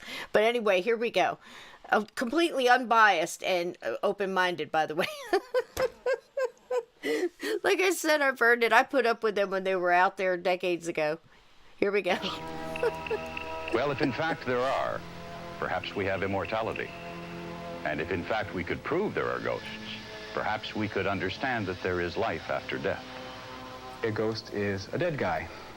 Perhaps the spirit of someone who is hanging around after the body has died. Professor of parapsychology, ladies and gentlemen. Did you hear what he just said? Let's hear it one more time. Wait a minute. Here we go. Oh, shoot. I had to. I'm so sorry. I'm biased, of course.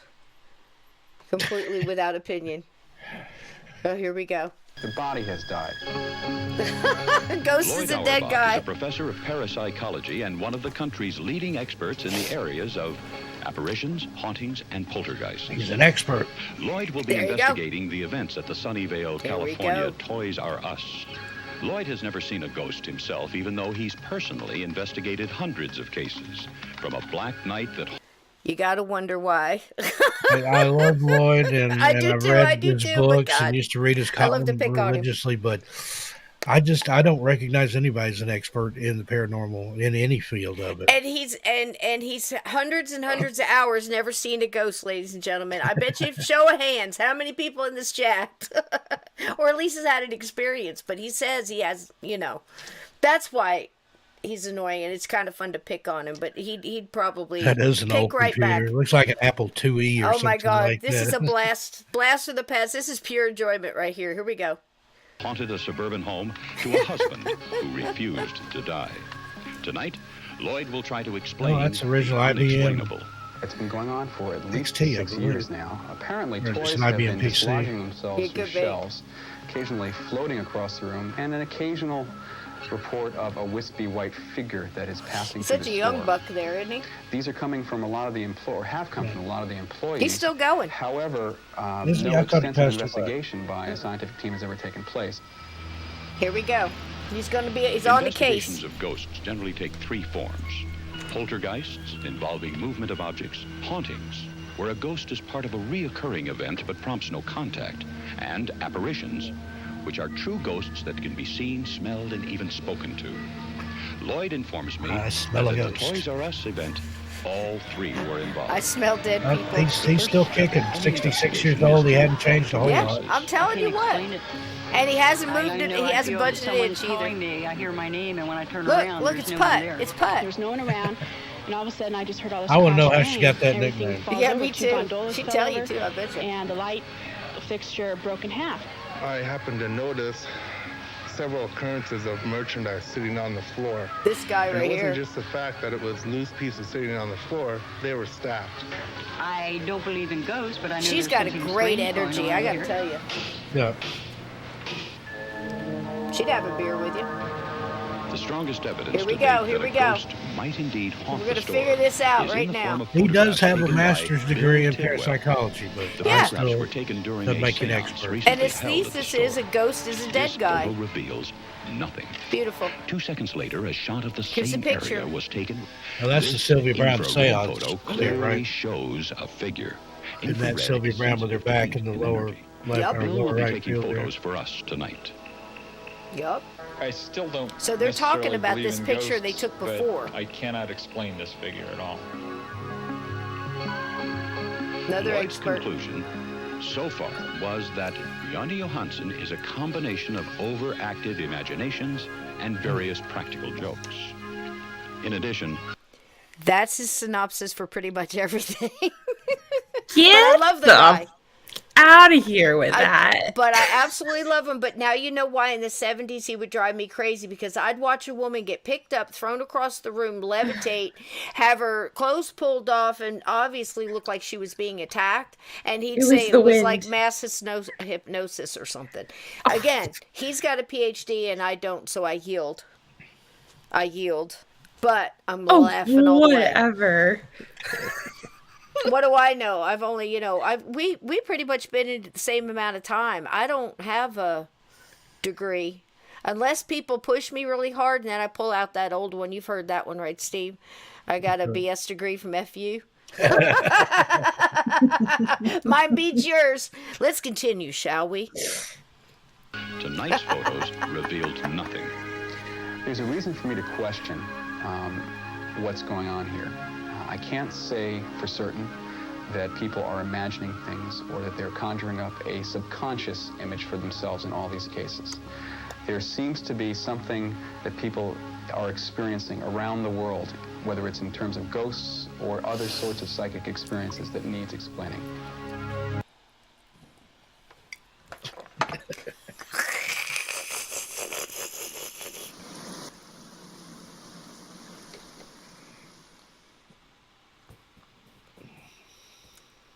There you go, guys.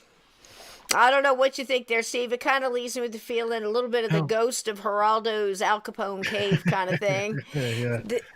They come up with absolutely nothing, as per usual. And I think a lot of times when you go in with somebody like that, that's a hardcore skeptic, Yes. you're not going to get anything. I think whatever's out point there picks up exactly. on that, like, okay, fine. You don't believe in me, I don't believe in you. So let's see what happens. Mm-hmm. What do you think? What do you think, Laura? Same thing? Yeah. I mean, I can't stand the people that are like that. And I'm like, I hope a ghost just kicks you in the He's got all the answers. Like I said, I enjoyed his column. I've read all his do books, too. I think. Yeah. But he's so smarmy. He just comes across as a, Good word. Yeah, Good I don't word. down like his it. nose at everybody. PhD. All this, and he says a ghost is a dead guy, And, You imagined it, you thought it up. It's Thought it up. mass hypnosis or hallucination, or Yeah, you sincerely suggested it to yourself. And not that those things don't happen. They don't happen, because I've known people that That's true. could scare themselves. Just you put them in a dark room, they see things and hear things that maybe aren't there, but who knows? Yeah. But it is easy to spook yourself, but that doesn't That's mean true. everything is of your own design or creation. I don't know. What do you guys Except for think? maybe tulpas. Yeah, and you've got all that too. And not that it doesn't, like you said, not that all of that isn't taken into consideration. And you definitely want skeptics. But what I'm trying to say too is you have all these people coming together with some kind of, at least being inquisitive about it and having interest in it, and no real, you might not believe it wholeheartedly, but you don't mean it any harm, and you're not going in as like, I don't believe this stuff and put all that negative up there. I think that's kind of like that dry stuff. I mean, when he said, and I don't mean to pick on him, but it's a point of, I've had this many hundreds and hundreds of hours and never saw a ghost or had an experience, You're doing something wrong. Yeah, there's something He's wrong. got And his head up his Well, butt. there are people that just don't experience things, and I think or they're that, in denial of it. He's Yeah. probably one of those. But if you've heard the rest of the story, you'd say, "Oh, but there was this one time that exactly. And I think it But does it have was a my lot imagination. I imagined that Mhm. glass of water flew across the table and the door opened and closed on its own. But Exactly, and I think it can go into our bag of our thoughts on intent. Goes in there with our theories of people's intent, negativity. Multiple times we've been told, if you are going to go into a seance or Ouija board or communication or whatever it is, not that I say and do that, it's usually. I mean, I know a don't lot of have people somebody that with happened you to. like that. Yeah. If you go in anywhere expecting something to happen, it's most likely not going to. The best experiences that you hear about are the ones that totally is surprised. They maybe didn't know the history. They weren't there looking for a ghost.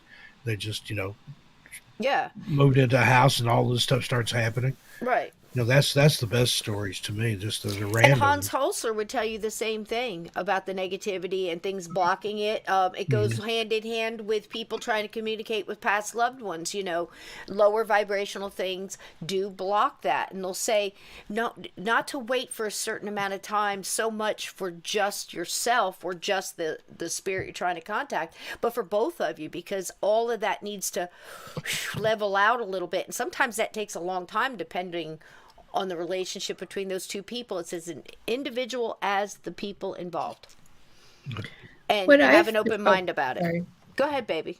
Oh no, I was going to say what I've been kind of wondering lately is when you hear stories of people, I mean, you hear the stories where some people can't see something and the other one does, but then there's the stories of where it seems that everybody sees it, and it makes me wonder, is it just a coincidence that all these people are sensitive and they could see it, or is it that entity, spirit, whatever they're seeing, is it that powerful that it can project itself to everybody?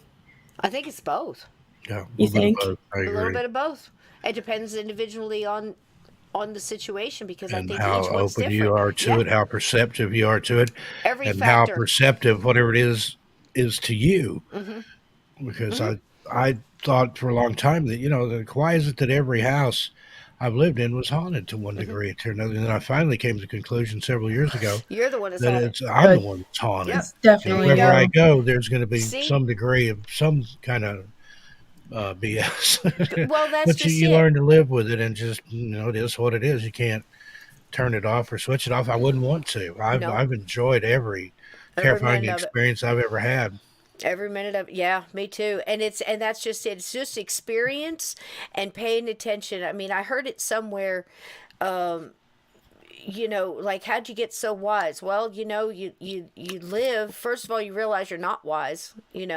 That's number one. Number two, you lived life and you survived a lot of really bad choices.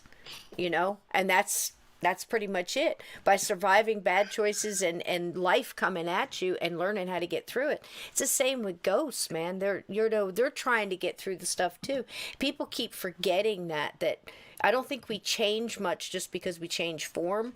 And if you notice in both the sailor's wife story with Hans Holzer and the medium talking to the ghost, and what her vantage point was, what she was concerned with, was different than what you would think she was concerned with. She wasn't mentioning, oh my God, my husband, I loved him so, I'll never see him again. She wasn't there. She was the house, the responsibility. It's like Sean G in the chat said that she was tied to the physical. Yes. Yeah, exactly. Very well put. Very good. And then the vantage point, and each one of these people have some wisdoms put your way. Of course, Leonard Nimoy had great writers, but what he said was very profound, about if we are people, if Hans Holzer was right and we are just people, ghosts are just people in need of help, then wouldn't it be lovely to imagine that if we needed help, we would be there for each other, somebody would be there for me,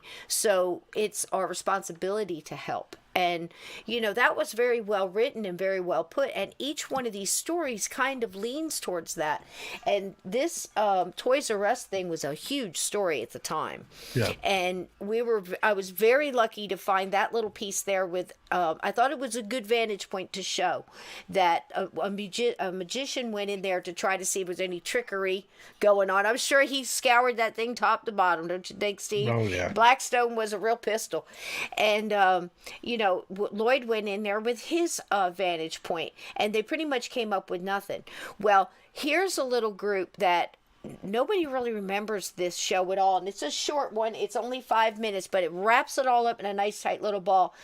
Whoever the writers for this show was, it was kind of a bouncy trouncy, kind of a Tigger kind of variety show, and they showed a lot of different things that were really cool. It was kind of like a twist on the what was it, Ripley's Believe It or Not kind of thing, and it was called That's Incredible. Do you remember this one, Steve? Absolutely. Well, they wrapped it up really nice, and also it uncovered the mystery of the photograph. It was them who took it. They were also there at the same time that the other crew was there, and these are the guys who got the picture. So we get to finally hear about the picture and a little bit about what may have happened with Yanni. So here we go, the very end of Ghosts R Us.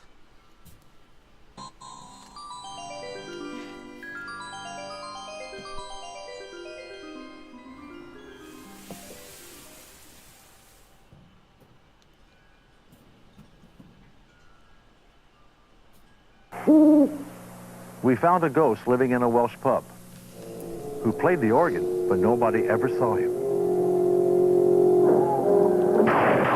A mansion called Lowell House possessed a crying young child who could never be seen except as a shadow. Apparently, he died a tragic death and is buried on the property.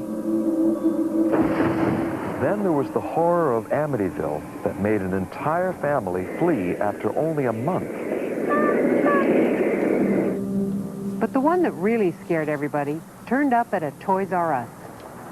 This seemingly normal toy store is a popular place for local kids. There are those who claim that it's a favorite haunt of a very playful ghost. Could a ghost be lurking here in this irresistible playground? It's a recreation. Don't let it scare you. A psychic named Sylvia Brown believes she made contact with the ghost. They be sure to let us know. Yanni Johnson or Johnny Johnston. The toy store is located on the exact spot where this house once stood. It was built in the late 1800s by a prosperous settler named Martin Murphy. Further research revealed that a local circuit preacher sometimes lived on the Murphy farm. There he is, folks. His name was John Johnson, and he had fallen in love with Martin Murphy's daughter, Elizabeth. Johnson often worked on the farm to pay for his room and board. Unfortunately, Elizabeth paid little attention to him. One day while chopping wood, Johnson badly slashed his leg.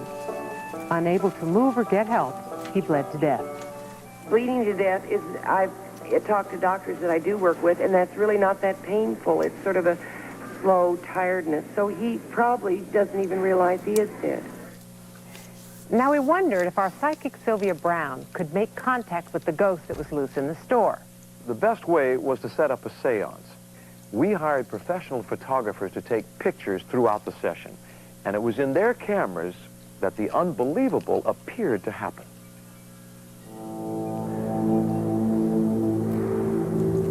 Okay, all right. I really feel him now. I think he's in the back. Yeah, he's beginning to walk. Yeah, now he's coming very, very quickly. We're just moving along to the right, turning his head now towards me. Johnny, come, or Yanni, come towards me this way a little bit. He's got his hands in his pockets. He's looking down at his feet. These photographs were taken during the time that Sylvia Brown is talking to the ghost of John Johnson. The photograph in this proof sheet was taken with infrared film. At the same time, the photograph on this proof sheet was taken with high-speed film. The incredible thing is that the enlarged infrared photograph shows a shadowy figure standing at the back of the picture that does not show up in the photographs taken with high-speed film. John, you can find Beth if you just go on to the other side. You really are caught in a time framework.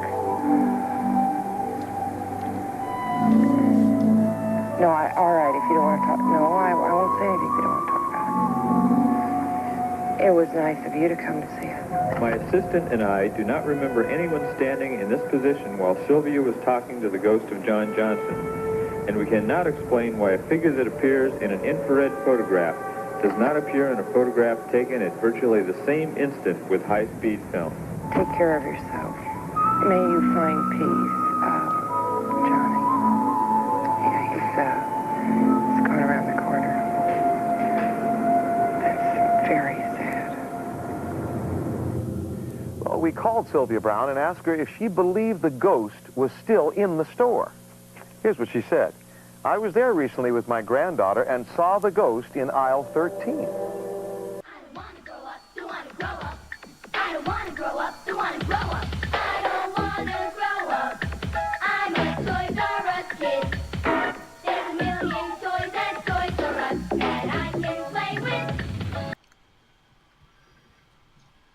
There goes the light.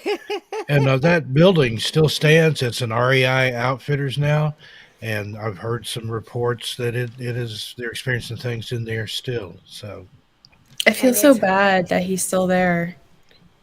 He just didn't want to. Or we can also think that maybe he did cross over and comes back because he's having a hard time letting go completely. We do know ghosts do that, so we can't, Well, you think about it. He was discount it. lonely. He didn't think he was good enough for the girl. Now he comes back here, he gets lots of attention, even if it's scaring the pants off people. Maybe that's what he's craving. He wants people to interact with him, to talk to him, to be friends with him. Who knows? Yeah, that's a good point. Isn't that just a wonderful story, though? We got so lucky finding that news footage. Like Steve said, it's lost to, unless that news people have that on a YouTube or something, like they're collecting it. I mean, it was amazing how I found it, just a little clip like that, but it told us so much about how other people were looking at it at the time. And that was kind of what was going, on. I mean, the helter skelter, all of that stuff going through that house, all of those things that were happening at that time, it was kind of handled that way. So that was really the full experience of paranormal TV in the 60s and 70s and early 80s that we're always referencing all the time, because that's what we grew up on and it taught us. But we had some pretty good teachers, it looks like, didn't we, Steve? Yeah, I think so. And Laura, this was a night where you got introduced in shows that you never heard of or knew existed, right? Yeah, it's pretty neat. I mean, the only one I know of was Unsolved Mysteries, which I'm obviously a fan of, but yeah. And look at the treasure trove of stories and really wonderful insight with people aren't here anymore. Leonard Nimoy was very much into this, very much like William Shatner, but I guess all that time in Star Trek really opened people up to discussions in the, in the cafeteria. And Nimoy stuff. said that one time in an interview. People asked, "Do you really believe all this stuff?" And he says, "Absolutely." He said, "I wouldn't be doing this show if I didn't believe in it." Isn't that something? And now William Shatner's got one. I think it's The Unexplained or something like that, or the Unbelievable or whatever. But that was a good smattering. I mean, we had. There's another one that's all but forgotten. I think it existed on VHS, but it was a TV show. It was called Jack Palance's Amazing Powers or something like that. You remember that one? Before he did Ripley's Believe It or Not, he had a show about, and that was popular in the early 70s, mid 70s. There were a lot of shows that would be about ESP and telekinesis, and not so much ghosts and stuff, but the mind power and transcendental meditation, and all that was a hot button at that time.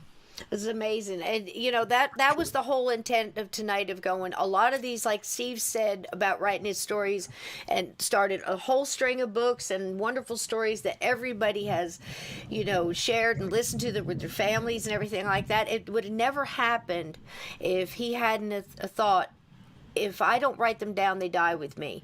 And that's how I feel like with a lot of these shows, because I kid and say, you know, a lot of people that we were raised by the TV. If we were latchkey kids or whatever, our parents had to work. I was lucky enough to have cool people like Andy Griffith and Gilligan's Island. Somebody was talking about Gilligan's Island in here. I think it was Blue. And I mean, I can tell you all the songs, My Three Sons, Father Knows Best. I mean, I could go on and on and on forever. And we had the greatest cartoons, but we had really good paranormal shows, and I would cling to these. It was not common to see Hans Holzer popping up in, you know, a lot, but during Halloween, that was the time, boy, in the 70s, they'd get him on, you know. Yeah. So we're going to go out tonight. If you got to leave, go ahead. I know it's late. I have a 7-minute one that'll take us out, and that is Sightings. So if you've never gotten to see Sightings, this is one I call Shocker, because the guy died, committed suicide, had something to do with electricity, but the way they described it, I think they got the idea for the movie Shocker. So if you've got to say goodnight, I love you all. I know it's late, but go ahead go and ahead. take off. Mother I love needs you, to go sweetie. outside. Thanks for everything, Cisco. I had a great time. Laura, always a pleasure. It's wonderful. And, It was good to see you, chat, Steve. we'll see you next week. Got a new video over on Missing Persons and Mysteries. Excellent. And I'm going to be at the UFO Con This weekend? 2022. It's the last weekend in March. It's in San Francisco. I'll be speaking there. Oh, cool. Please do video and everything. Great. Dave Scott's going to be there, I think. Yeah. Oh, that'll be so much fun, man. How many days is it going to be now? Friday, Saturday, and Sunday. It's the 25th, 26th, 27th. And I'll be speaking Friday night after Dave Scott. Dave's opening for me. I love it. Oh, wow. That's so cool. That's so cool. And here's another one real quick. Yep. The Australian show, The Extraordinary, was awesome. We did that one. That was the one we got the Telly Savalas ghost story. So we're going to keep doing this. I'm going to, every once in a while, we'll pull up a couple and talk, because they're so good. They're like good teaching videos where you can get and discern for yourself and decide, you know, what happened in these different stories. We had mentioned while you were gone, Sally House. So we'll dedicate a whole show to that. I also want to do Borley Mansion. I've got some Peter Underwood documentaries I'm working with, and see if we can do this. If you guys like this format, it's really great to share. Yeah, this is fun. I love watching the video stuff too. I do too. It brings back memories. All you have to do is hear that voice and see those curtains blow, man. You get all kind of goosebumps, especially if you saw it as a kid, and you just lean into that big old zenith, boy, and it was like life couldn't get much better at that moment, you know. There's something else. I love you, man. I know you got to go, but if you're sticking with us, good night, everybody. Good night, baby. Steve. This Good to is see you. Sightings, and it is what I call Shocker. Here we go. Now, here's how this show lays out its format. Pretty cool. Lean into the zenith. Commercials. I had to put some commercials in there from the back in the day, man. That's what they were like. Ghosts. Many parapsychologists believe that they're collections of electrical energy, and conventional scientists agree electromagnetism is all around us. But paranormal researchers take it one extraordinary step further. They believe electromagnetism has a personality of a tortured soul in limbo. On July 28, This was such a sharp 1974, show. Larry Richard Roach, an unemployed electrician, ended his own life with one rifle blast to the chest.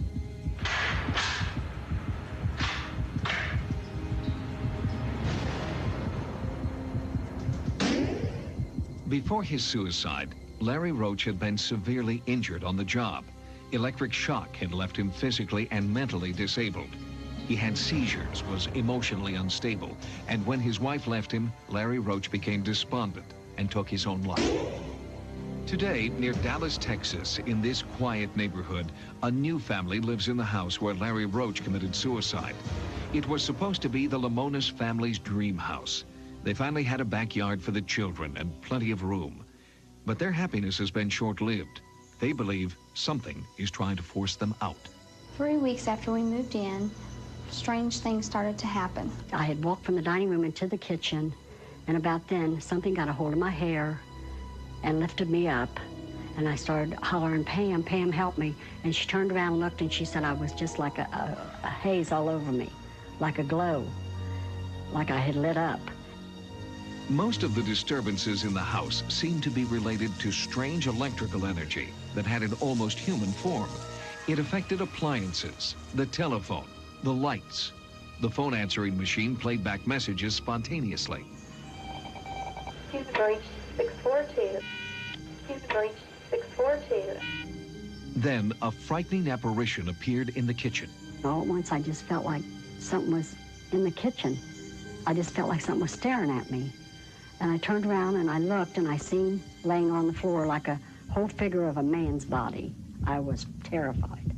So I got up, and when I did, it just vanished away like it went up into the air in smoke, up into the kitchen light. And the terror only worsened. It started getting worse and worse in the house. It got to where I was scared to stay here. Late at night, eerie footsteps would echo throughout the house. The apparition paced outside the bedroom doors. Then the activity in the house took a sinister turn. Did the apparition want the family dead?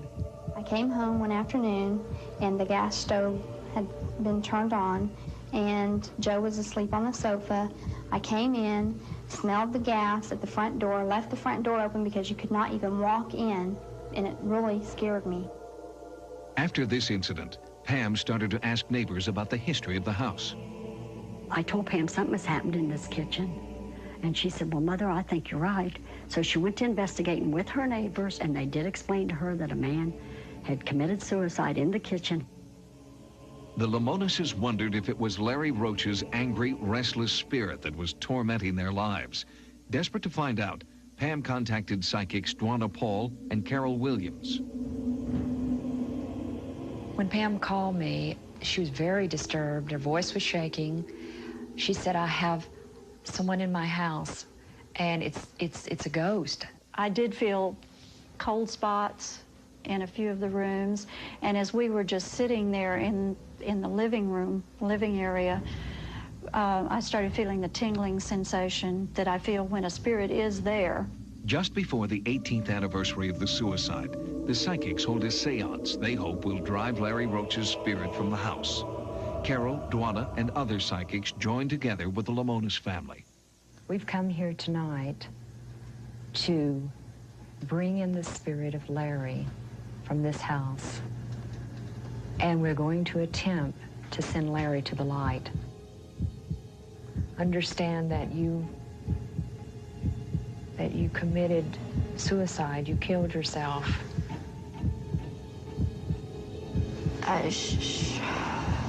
Pull that trigger. A rush of energy fills the room. Pam feels something touching her. He wants to touch my ear. I don't know. Larry, we know you're here. There's no reason for you to be in this house any longer. It's time for you to move into the other dimensions of light. You can no longer stay here. Move toward the light. It was a good seance. I could feel it. I could feel it when the chairs was shaking and everything. I knew it was here. But it did not leave, and I don't think it's going to ever leave this house, because it kept saying over and over in my mind, this is my home, this is my home. To see if a spirit could be inhabiting the home, a sightings camera operator stays at the house, alone. Okay, there's an awful lot of static electricity in the air right now. Seems to be coming from that tool shed. We found out later the tool shed was the last place Larry Roach was seen alive. The dog's barking at something. There's nothing there. 3:30. I just felt something in the air around this area here, in this hall. The flashlight's going out. I don't understand because I just put batteries in it. The light in the kitchen's going on and off, but I'm not touching it. It's 5 a.m. right now. There's a weird smell. I don't know what it is. There's a lot of electricity in the air, more now than before. The warning light on the camera's on. Why are the batteries dying? Larry Roach seems to have made his presence felt, even to our crew member, and the Lamonises still fear the unearthly phenomena in their home. In the coming weeks, we'll return to Dallas for an update.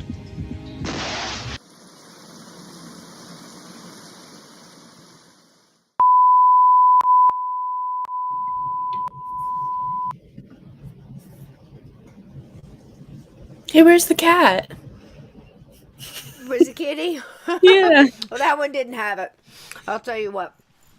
It was something cutting those up and put them together. But there you go, guys. You pretty much have the progression from 1960s, and sightings was in the crown and glory of the 90s. Some of them carried through, like Unsolved Mysteries, up into, the latter part, I guess, the 90s, yeah, and on, and remakes and stuff like that. But you pretty much have the progression of the ones, at least, that reenacted the stories, the true stories. And we finally got the end of Yanni Janssen, and we even got to see his real picture, which I never thought I'd see. We got really lucky grabbing a couple things. What did you think about tonight, Laura?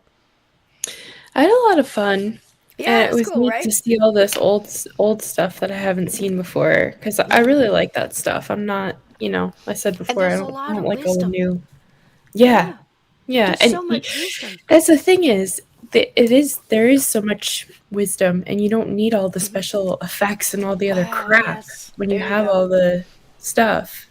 It's a difference between, I liken it to being a storyteller in, in native meaning, because not anybody could just be a storyteller. You tell a story and you take the person there and you let the story breathe, and they did that. They took the time to tell the stories and to try to follow up too, and we had a little fun there with Lloyd and Blackstone and stuff like that, but they were kicking it their way. They went in very much like some paranormal investigators go in now, with the equipment and the evidence, and they don't want to hear anything about feelings or what you think or your intuition, and that's understandable too. It's just like they are, they want to see evidence, and there's nothing wrong with that either. And these shows seem to be able to put all of that in, and I think now it's kind of faster pace and in a way slower pace, because you're really not seeing as much evidence as you saw in these short clips. Some of them were 10-20 minutes. I mean, the one with Hans Holzer took you from the beginning to the end all the way through, and some of these shows don't have a quarter of that information in there. It's just like Laura said, it's effects and the jump scares and the dramatics and the CGI. Yeah. There's something about just, as we saw, a curtain blowing in the wind with an owl in the background and maybe a storm brewing, There's just something about that, letting it breathe and enjoying the story. And I think coming in that also promotes emotion, and emotion is can be a high vibration emotion, whether it's compassion or like Leonard Nimoy said, it's kind of almost our responsibility to help these ghosts. But this is how I grew up. Shows like this is how I grew up, and maybe that has a huge bearing on what's important to me in the paranormal, and that's helping the ghost. Even I'm kind of with Hans, more helping the ghost than helping the person in the house. Of course you listen to both, but with Hans it was, if I help the ghost, the whole problem's solved. So absolutely. So what am I talking to you for? Like what, like one of those kind of things. But it really is all complete. I joke, but it really is all a complete thing. And I think a lot of these shows take the time to show that. Also, that came up tonight with Sylvia Brown, there was something I wanted to show you. And again, because I know so many mediums and psychics and so many people that have hidden their gift and regretted it at the end of their life, and people that have taken their gift and put it out in the public and regretted that. I wouldn't want to do that. Yeah, but hang on to the fact that they were able to help and the times they were right. People, again, if you're wrong a couple of times, you're still weighing it against thousands of times you never heard of.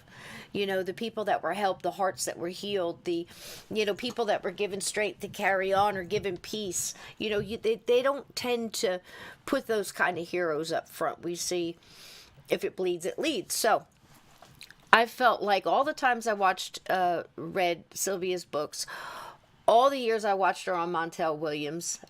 Again, I liked Montel because he was a Marine, but that doesn't mean I believe everything he says or the kind of person he is. He's a character that had a show, But for the years of that and all the books, and I own several and have read many, there's a little surprise I wanted to throw out here because Sylvia got something right, in my opinion. And again, like Nuke's Top 5 always says, it's up to you to decide. But I wanted to put this out there since she was so prominent in tonight's feature. I don't know if anybody had seen it, but Sylvia wrote a book, and I have it right here in front of me. And inside the book that she wrote in 2008, she wrote, in and around 2020, a severe pneumonia-like illness will spread throughout the globe, attacking the lungs and the bronchial tubes and resisting all known treatments. Almost more baffling than the illness itself will be the fact that it will suddenly vanish and as quickly as it arrived, and then only to attack again 10 years later and then disappear completely. Holy crap. In my opinion, in my thoughts, Sylvia got that one right. And there's a lot of them, and I have the book right here. So again, she who knows, because I find it very hard to judge other people just by what we see, because there's so much under the surface that we don't know. People ask me all the time this and that, and I'm like, I don't know what my neighbor's doing. All I can do is go by facts and the things I see and the things I feel, my intuition and my filters. But I know that somebody that's 30 or 40 years, I know people that have pulled out of that and not helped people because they get stuck. So just consider that and, think about it and maybe look into it a little bit more if it interests you. But for tonight, Johnny Johnson, I think, got to feel a little bit of love in that Toys R Us, and it's kind of sad to say goodbye to Toys R Us, which was sad. That's why I put that at the end, and I hope you guys enjoyed this. I mean, it was so much fun, and I think we'll do it again. I want to do a couple other things, and we'll toss some ideas out there, but we'll see Laura again. You're going to be part of the round table with us coming up with Donnie and Donnie Cho and Dylan. And I got some research Chaz. to do. Yeah. So we're digging deep, guys. We got our golden shovels out. We're digging. We were trying to get some truth for you guys. It's been long enough for a lot of these lies, and you should know them. I mean, Titanic, Jekyll Island, JFK, keep going, Gulf of Tonkin. I mean, all of it. We're touching on all of it, but right now we're going to do continuation of Operation Paperclip. And I hope you enjoyed tonight. I hope you got to see some characters and look up some shows. A lot of these shows are available on YouTube. Just Google them, go back and look at the show. We have that whole list in the beginning. So it's been wonderful having you. Tell us where we can find you, sweetheart. I am actually a new co-host with Dylan now. Woo! He brought back the podcast, and we have an episode out this past. No, not this past Sunday, but the one before that. We did an episode with Jason Hewlett. He is up in British Columbia, and that was a lot of fun. We had a lot of laughs, and he was really nice. But yeah, so I'm on Creepy Unsolved now with Dylan. We're gonna do 2 a month, and Donnie's going to join us for some roundtable topic discussions once in a while. Nice. And then I'm also at Midnight in the Mountains. Like any podcatcher, I'm on Instagram, midnight_in the mountains, and that's my email address is the same thing, midnight_in the mountains at yahoo.com. So send me your scary stories or any paranormal stories. Blue, probably, yeah, when we were talking about Argentina and the Nazi escape in Argentina, how everybody hid them, the bunkers, stuff like that, yeah, because he's been there and I haven't, So, I mean, it's interesting. Anybody that has a specialty to, that's why I told Steve, I said, there's a chair, man, because that's it. It's like everybody's got a piece, and again, if we put all of these pieces together, I'm betting shoot, I'll have to check my purse to see what I got to bet, but you know what I'm saying? That I think that's all connected, even if we're just talking about paranormal, supernatural, all of this, so I think going back and going over history and really digging up some of these things that are available now in FOIA, and a lot of it's been declassified, and more surprising than that's been redacted, so you can actually read what it says and putting these documents together and stuff. So we're doing the research, we're digging. It's work, but we're enjoying it because just like these shows tonight, this is something that if we didn't bring forth, it'd be lost, and I'm so glad we got to share it with you tonight. And Laura, thank you so much for being here. All these wonderful shows that you showed us, and all of these, go back and check them out. I'm going to check out Hitcher.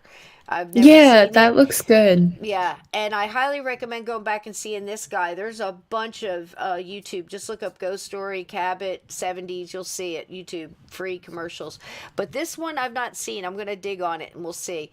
And that one scares the hell out of me, so I'm going to go ahead and hard pass on that one. I hate Charlie and the Chocolate Factory. Never liked the movie. That movie took a hard left, man. I want no part of anything that guy's... That one took a, I don't know, chat. What do you think, Ben? Yeah. That one took a hard left right there in the middle when they were on that thing, and in the tunnel. Mm-hmm. Yeah. Yeah. Of course, Gene Wilder added to that. I mean, you'll never replace him as far as I'm concerned. The other one was okay, but the original was best to me. Yeah. So, all right. What do you say we get on out of here, chat? I hope you enjoyed everything. I love each and every one of you. Be blessed, walk in the light. I'm telling you, carry it with you, so there's no reason not to be in it. Just remember that. Don't let anybody take it away. Susan says, there are so few of us. I'm glad you bring us together here, Cisco. Oh, thank you so much. I'm glad you let me do this. This is a privilege for me to do this. It was so much fun. I had a lot of fun digging up all this stuff. And we'll do it again. I have a public service announcement very quickly. Go right Everybody's saying how they're torching spiders with their Aquanet. Guys, please don't kill the spiders. I'm not saying they're not creepy, but they kill other good. They kill bad. Okay, yeah, maybe you could kill those, but they kill every bad. one of them brown recluse you can get your hands on. I don't care how many. You go get you the Aquanet. You go get you a super soaker full of holy water. I don't care what you get, but kill them damn spiders, man. Not all of them. You could put them outside. Kill the wolf spiders. Kill the wolf spider. See, understand your chain of command there. Because wolf spiders will kill a brown recluse. And one thing we dug up, and here's a little tidbit for you. That's what I'm saying. Don't kill all the spiders. Yeah. When we were in Alabama, they had something called Cook's Pest Control, and they would come in and kill a lot of the bugs in the house, right? And it was a monthly service. But they didn't kill brown recluse. It just killed everything that would kill a brown recluse. And then they didn't have any food, so it would make them more active. So make sure you're dealing with people who actually understand the different types of, because man, that's put a lot of people through pain. Hi, sweetheart. How are you, darling? Bless our little furry gatekeepers. Hi, sweetie. How you doing? Mr. Dickens is asleep. He's mad his electric blanket broke, and apparently it's my fault. But we're going to get out of here, folks. I hope you enjoyed everything, and I hope you found some new shows to watch and some new stories to listen to and some more new stories to tell, because that's the most important part, being able to tell people and have them listen to the story, because they were some real kick-ass stories tonight for sure. And I enjoyed bringing it to you. Thank you for letting me do this. If you want to help out, I've got a PayPal. I've got the super chats too. It does help me. It takes a lot of time to do it. You don't have to. We don't, answer questions by, super chats and stuff like that. But if you ever feel like doing it, it certainly wouldn't hurt, and I appreciate it very much. But most of all, I appreciate y'all being here, because I love you so much, and it's great to be able to share this with somebody. Laura, have a good night, darling. May your day be blessed. And I'm glad you like your necklace. Oh my gosh, you guys. Okay, hold on, Cisco. Do you have it? I do. Oh, really? Oh, don't go to any trouble. No, it's right in front of me. I'm just glad you like it, and I'm glad it fits. You guys, Cisco, my cat Fluffy passed away, and I've been distraught over it. I feel like part of my heart is just missing. And also those little feet in the end of Steve's thing where you see the little feet walking across the journey through the gate. That's for all of our furry babies that have passed, because they're around, and that's to remind us. There's a ghost cat that walks through both mine and Steve's and mine and Donnie's, and then the footprints are for Fluffy. Isn't that pretty? Tree of life, because life continues, the circle of life. There you go. Turn it. Yeah, Cisco sent me this necklace. It's all sterling silver and all handmade. It's absolutely beautiful. I almost cried when I opened it. I'm glad you like it. I love it. That's what I do. I'm a wire sculptor. I'm glad you like it, baby. I mean, it's green for rebirth and spring and new life and life going on. So there's a lot there. And the green is such a crisp, nice, high vibration. It means everything so much. Thank you. There we go. I'm so glad you got it, baby. I'm so glad you like it. Okay, guys, so let's get out of here. And I love you all so much for being here. Thank you so, so much. And if I can find my stuff. Oh, thanks so much, Mods, for all the links and for knocking out all of those trolls we had. And here we go. Good night, everybody. Good night, guys. Keep your feet under the covers and your closet doors shut, because there are things that go bump in the night. Good night. Be safe.